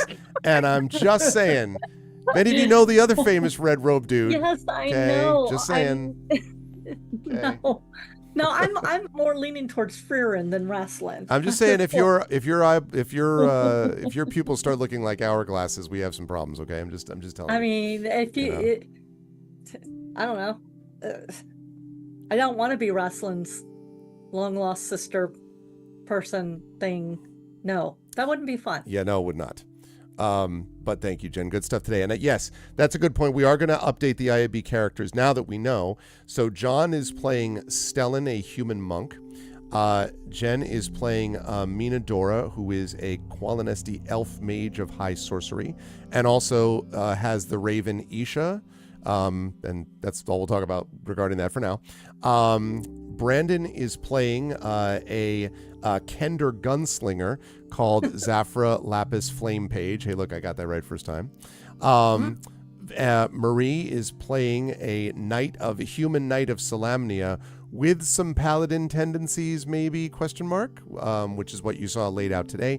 Vespera Vesthorn. And last, Tren is playing a ballet dance. No, Tren is playing I mean, he could. a Minotaur barbarian called Cake. Or do you want to say what you were thinking about calling him? Or no? I'm trying to remember what it was. I had several. The other options. side of Cake. Beef. He was going to call him He was beef. going to call him Beef. Well, it was that or Slab. Or Slab, yeah. Or, it was just so funny to me. I was like, oh my God. Anyway. Oh, no. and also in the middle of the game, my keyboard tray just collapsed. fell. Oh, great. Okay, but anyway, thank you, Jen. But yes, that's the deal shadowed with those. So Cake is named Cake because it sounds like cake and he just wants to be liked and everyone likes cake. I will let Trent think about that and he will tell us when I get to him, for sure. Also, Cake or Death, a Minotaur ballerina. Exactly. See, everyone's, Could be both. Could be both. Cake or death. Brandon, good stuff today from Zafra as well. I am very much looking forward to a character that I really liked, and this was a subtle thing, I think, that you were actually like, I'm glad you're having an emotion. You need to have another kind of emotion, but I'm glad you're having an extreme emotion right now. And because Kender can be sort of like extremely frustrating, but also extremely quiet when they want to be. Like this fact that you were like, I'm just going to run towards it, but not be like Cake where you're like, death to all, whatever. Instead, you just get off to the side and then you're able to launch that one shot, one kill, headshot, crit hit for, on the Draconian that was there. Was pretty sick, I would say. So that was impressive combat-wise, and you're going to get a chance to see more of Zafra's personality, but I think you saw some of that even in the dealing with Reese and stuff like that. So just a little, there's a lot more that's going to be shown about this, but it was really fun to sort of see that debut. How did you feel about today's session, Brandon? Where would lovely folks find you next? I am very excited to now say that instead of playing a wild magic sorcerer whose wild magic is gun, I am now playing a gunslinger whose gun is maybe magic. I like Zafra a lot. Again, I know so little about this universe about Dragonlance, so playing a Kender is actually kind of really intriguing to me, and I feel like I just kind of accidentally stumbled into a kind of backstory that just kind of naturally flows for Zafra that I really, really enjoy, which is, and we'll learn more specifically about why Zafra believes this very strongly, but Zafra is presently in the employ of the god Syrian, whether Syrian knows it or not, and as a result is very committed to the idea that people are supposed to be passionate about things, so you kind of accidentally put them in the right group for the beginning of this mission, where two people are essentially having the most peculiar interaction that they could possibly have. One being very excited about meeting the other just determinedly going in one direction, and then the very next person that we meet is screaming. I'm like, this is the best day of Zafra's life. This is the most separate emotive people. This is the largest number of emotive people that they've met in our group that all had uniquely distinct emotions. This is like winning the lottery. But yes, I'm very excited to be able to hear more about Zafra as we continue, and to be able to show off more about the weird gun that they have that is presently called the Burden, that I really, really like. I can't wait for y'all to see the art, by the way. Oh my god, the art for all of these characters are really rad. I can't wait to show off Zafra. Can confirm. We almost have all the art back, but not quite all of it. Hopefully by next weekend we will, and I'll be able to, Drew will add that to the outro video. Reminder to everybody, by the way, don't forget the outro video after we do this is different than the intro, so make sure you stick around for that. If you have not, and we're going to have the character art for that. Sorry, Brandon. But other than that, hi everybody, I'm Brandon O'Brien.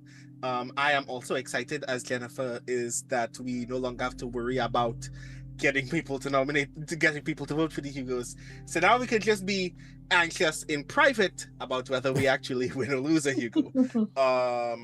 but I'm very excited. This is the second year for the best poem category. I am very excited that it is now Official. technically permanent.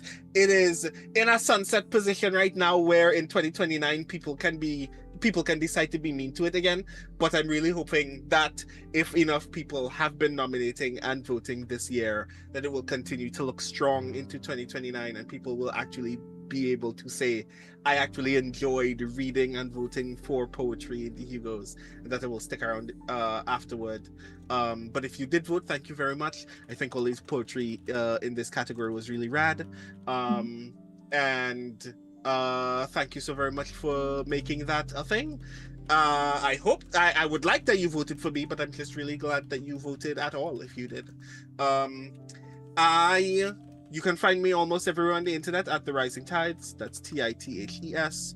In particular, if you've been ever making donations to my Ko-fi page, you will notice a very long essay about AI and things that AI has revealed about the industry that technically have nothing to do with technology, but still have a lot to do with bias, that I would love for you all to read if you have not already. And it should be public on my Patreon this coming Wednesday. So yeah, I think that's me. Good stuff, Brandon. Yes, and more coming soon, TM. But thank you, Brandon. Good stuff today. Marie, we got some, it was interesting listening to you, and obviously part of this is kind of settling into as well a new character, but so different in so many ways from Merime, who has got this sort of, sunshiny, like we can do this, optimism. And obviously Vess is going to be a different kind of more probably grounded's not right, because it's not that Merime was flighty, but just, Vess is more like, look, here's the drill about being a Knight of Solamnia and all that kind of stuff. And I am very interested to see how Vess is going to react when we start next session at seeing the bodies of the Knights of Solamnia around her. But also the fact that you got to have that experience of connecting with Paladine, or the spirit of Paladine, the dream, and how you sort of dealt with the dream. That's going to be interesting also. So I am curious to see about that idea of the code of honor. And you had some very good responses and back and forth with Paladine there too, which shows you've been thinking through about what kind of a knight and what kind of an oath. Because the Knights of Solamnia, just for those who don't know, there are different orders within the Knights, and those orders don't always agree with each other about what it means to be a Knight of Solamnia, partly because half the people of the world hate the Knights because of what happened after Cataclysm. So not all is wonderful in the Knights of Solamnia order. There is some infighting, basically. So I'll be curious to see how Vess sort of processes that. So with all that said, how, Marie, did you feel about tonight's session? Where will the lovely people find you next?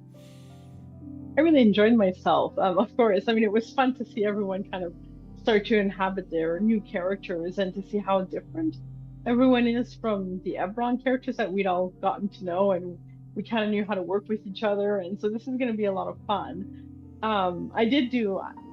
With Bass, I wanted to really kind of do a different type of character. Mm-hmm. I wanted to do a more straight player, because I tend to do more the chaotic character, which fits personality type perhaps. But I have some friends who are betting on when I'm going to break the straight character. There's a betting pool out there, but that's okay. I did a lot of reading on the Knights of Solamnia before this, including the Measure, which is 37 large tomes are not all written out, of course, but there's a lot out there on them from the various Dragonlance, So it was a lot of thinking about, what kind of knight Bess was going to be and who I wanted her to be within the party too, because some Knights of Solamnia would not work well within the party, which would not be fun. So so I'm excited to get to learn more about all the other characters and get to meet some of them, of course. I'm excited that Jen and I, by chance, got paired up right from the get-go. I think that's an excellent start. And I'm excited to meet all of you. I am currently being crushed by Cake and will continue to be crushed until the next session. So thank you. This was great. Thank you so much for having another great campaign for us, Greg. Much appreciated. And you can find me online. I am online places. Tomorrow I will be at the Aurora Awards ceremony CanCon, the con that I am chair of, is up for an Aurora Award again. We had recused ourselves for 2 years, and we've kind of swung back into it. So I will be there tomorrow. I will be glittery, and yes, if not, find me online. Come play, hang out. It's gonna be a great time. Awesome. Yeah, and good luck to CanCon, one of my favorite cons every year. And thank you, Marie. Great stuff today. Last but certainly not least, and I apologize profusely, Tren, that I had to eventually remove the licking the nose thing because it was starting to become distracting. And I was like, it's like, what is that? Oh, that's stop now, go away.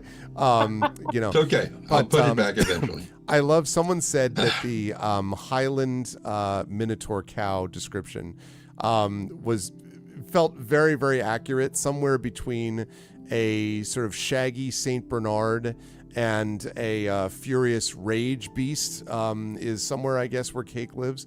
And again, very different kind of character too from the ones that you played previously. I mean, about the polar opposite from Tanton, who was all about like, intellect and about like working through this. And this is very much like I was dying every time we got the what like thing that was going on.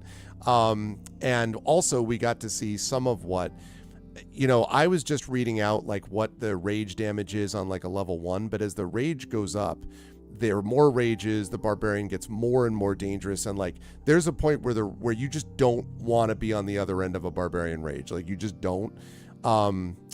Which reminds me, let's make sure we mark off that you'd use 1 rage now that I'm thinking about it, Trent. But yeah, it's going to be really fun to see that and to see how Cake interacts with everybody else. And I love the fact that at the end we were able to get Cake connected with Vess, which is a logical sort of thing that would be a connection there. Minadora thinking of Zaffron is kind of familiar because of the living near Kenderholm and all that stuff. So there are multiple ways in which people will connect with each other throughout the campaign. But really enjoyed this today. And again, nothing wrong with just a big old baseball swing hitting of creatures sometimes too, which we got from Cake also.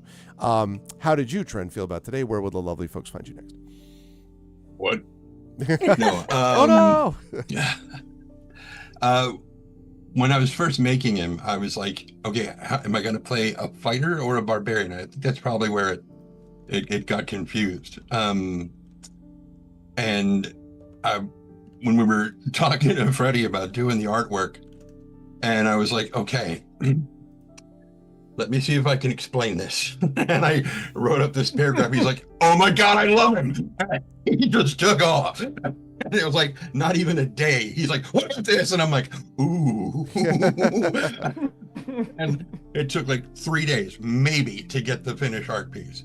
And it was just, I love him. I love him.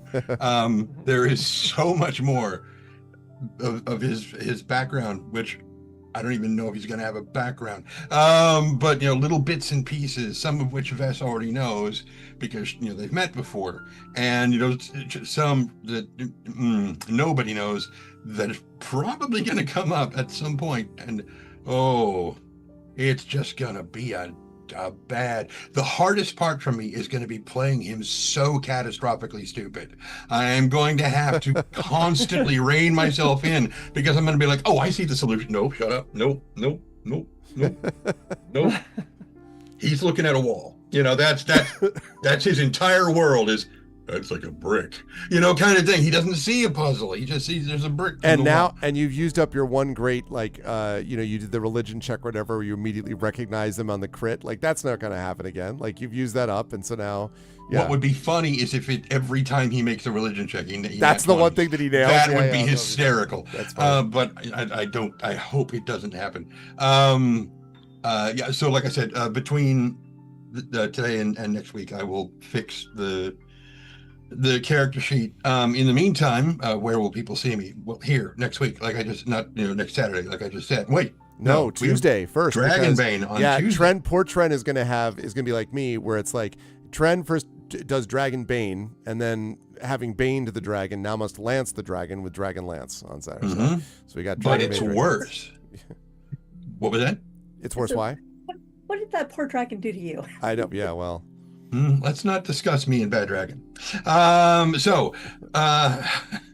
There, that was the expression I was looking for when I said it the first time.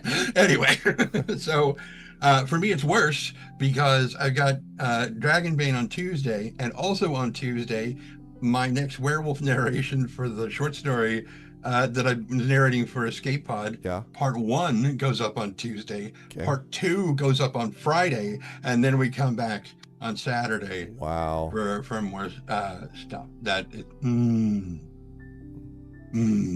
just it's so good. It's so good. I hope I can sleep sometime between then. Oh God, and, poor Tren. Yeah. yeah. Well, like I said, yeah. if you just would suck at your job and be worse, then they wouldn't ask you to do these things. That's all. So. I mean, I could make that. No. Yeah, please don't. But thank you, Tren. Great stuff today. I'm very excited to see Tren for Dragon. I feel like there was something else. And then Dragonlance. Oh, was there? I feel like there was, but I can't. Go on. Okay. But great work as always from the Infinity and Beyond crew and chat. I hope you enjoyed the premiere of Dragonlance Shadow of the Dragon Queen. Much, much more to come.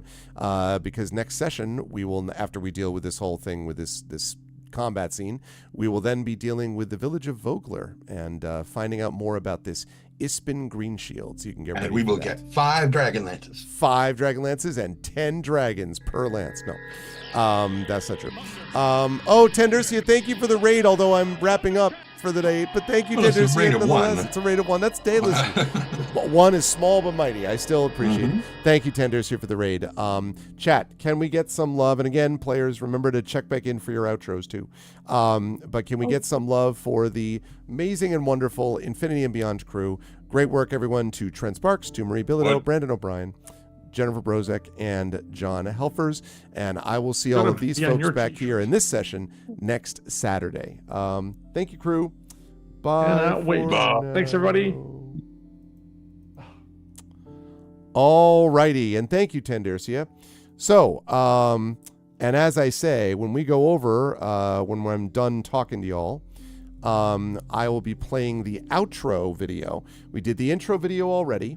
And I will be doing the outro video, and I did want to make sure that you saw that because it is different, and it's a first for us. We have never actually had a one-time, we've never had a intro and an outro video for the same campaign. So Dragonlance is well underway. I think we had a very good launch today, and so I am excited to see where things go next. But right now, what I'm excited to do is to talk about, because we're going to do a raid today after this video is done. If you liked what you saw and heard today, please make sure to follow the channel.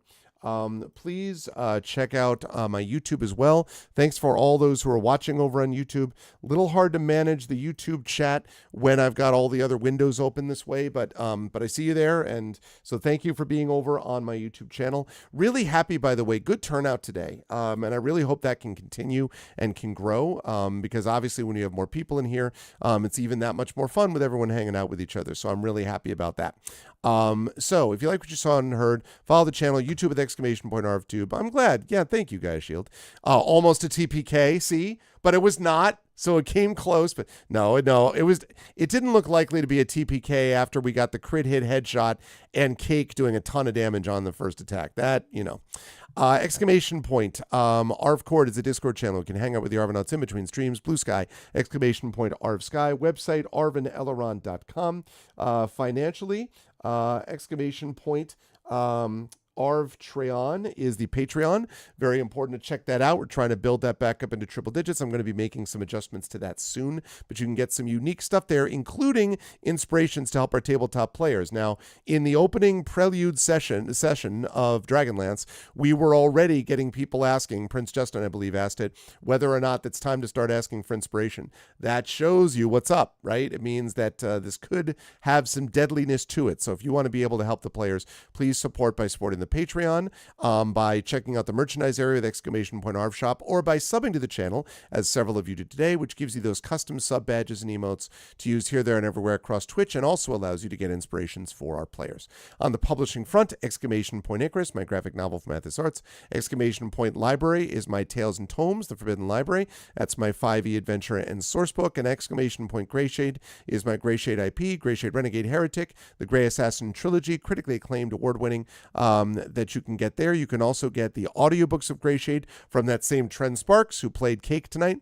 And you can also, if you've not already done so, you can consider pre-ordering the tabletop role-playing game of Greyshade coming to you from Brandon O'Brien, lead designer. That's going to be awesome too as well. And as always, exclamation point BLM, Black Lives Matter. Important to affirm and assert the significance and importance of Black lives. Exclamation point help now. The World Health Organization page on suicide prevention. Important to reach out to others when you need help and reach out to others when they need help as well. And exclamation point Ukraine, UKRAINE, to help the people of Ukraine as they fight back against an illegal and illegitimate war with bravery and courage. And send the message will do so for others in that situation in the future. Continued love to the people of Minnesota, specifically Minneapolis, the people of Biddisford, Maine, the people of Newark, New Jersey, the people of Memphis, Tennessee, all those battling against federal occupation. You are setting a standard for the rest of us, inspiring us. We see it. We love you. Keep it up. We are winning this fight, but we've got to keep doing it together. And so thank you for leading the way in that fight. Now, just before I introduce everybody or say goodnight to everybody in terms of the names, we are going to get a chance to do a raid today. I am very excited to say, and there's two ways to do that. If you are not a sub, you're going to do this. You can just copy and paste the Arvanauts have landed, followed by Twitch raid, lowercase Twitch, uppercase R, lowercase AID. If you are a sub, you can do this, Arvany hype, and then the Arvanauts have landed, and then you can do all the Arvany sub, emotes you want. Arvany love, Arvany blown, Arvany crit hit, Arvany miss, Arvany whoa, Arvany smug, all the Arvanys. So make sure that you do that. That's true. That could have happened, Tom. Could have happened, I suppose. That's true. But all of those things as we go over to do the raid, to which you will be automatically transferred as soon as this outro video is done. Thank you, Shadowed. So there's the deal with that. So please stick around for the outro video. And then that will be done. Also, special thanks tonight to Drew the Damager for his amazing work on both of these videos, the intro and the outro, as you'll see again. Drew, great work. I'll give you some more of the character art as it comes in, as we talked about. And Shadowed, thank you for those amazing overlays and for the typo fix on the one overlay so that it's all set to go. I really appreciate that. So great work to Shadowed Mage and to Drew, and especially great work today to my wonderful players, to Tren, to Marie, to John, to Brandon, and to Jen Marie, to John, Brandon. Why have I suddenly blanked out? Tren, Marie, John, Brandon, Jen. It's because Brandon and John and Jen, Tren, Marie, John, Brandon, Jen. I knew that. It's because I got the whole other thing in my head and right. So anyway, the wonderful 5 players of Infinity and Beyond, make sure to give them lots of love and support and all the stuff that they do as well. I want to thank the amazing mods tonight. Prince Justin, Shadow Mage, Triffity Mats, Drew the Damage of the Rising Tides, best mods in the business. Thank you, mods. Thank you to my wonderful Patreon supporters and subscribers. Thank you to Prince Justin. Thank you to Shadow Mage, Triffid. Thank you to Nonstop. Thank you to Eden, to JD Metters. Thank you to Tom. Thank you to Trendane, of course. And thank you to my wonderful viewers. Thank you to Dark Sinner, to Flaos. Thank you to Gaia Shield. Thank you to Jagtress. Thank you to Light and Passion, to Marie Billito, of course. Thank you to One Shot Ann. Thank you to Radio Johnny Panda, to RS Orden. Thank you to Shearing. Thank you to Sunny Boy, Tendercia, Tanika, the Lorite. Thank you to the Sparkly Wallflower, Valerian Gamer, and Whiskey D&D. And special thanks today as well to the 2 raiders, groups of raiders, to Tendercia and to Whiskey D&D for that raid. I hope you enjoyed it. Spread the word and come back, folks. The more that we can be back for these things, the better it is for everybody. I will be back to you folks Tuesday with Dragon Bane, not to be confused with Dragonlance, and then we'll be over on GOG's channel playing a little more of the Lamplighters League, and then we've got coming up on Thursday will be more of Suikoden 1, the HD remaster, and then Saturday more of this game, more of D&D with Infinity and Beyond, Dragonlance Shadow of the Dragon Queen as it continues. Please stick around for the outro video and the raid to follow. Thank you everyone for being here, and much love. I will see all of you folks soon. Until then, everyone, please be good to each other and have a good night.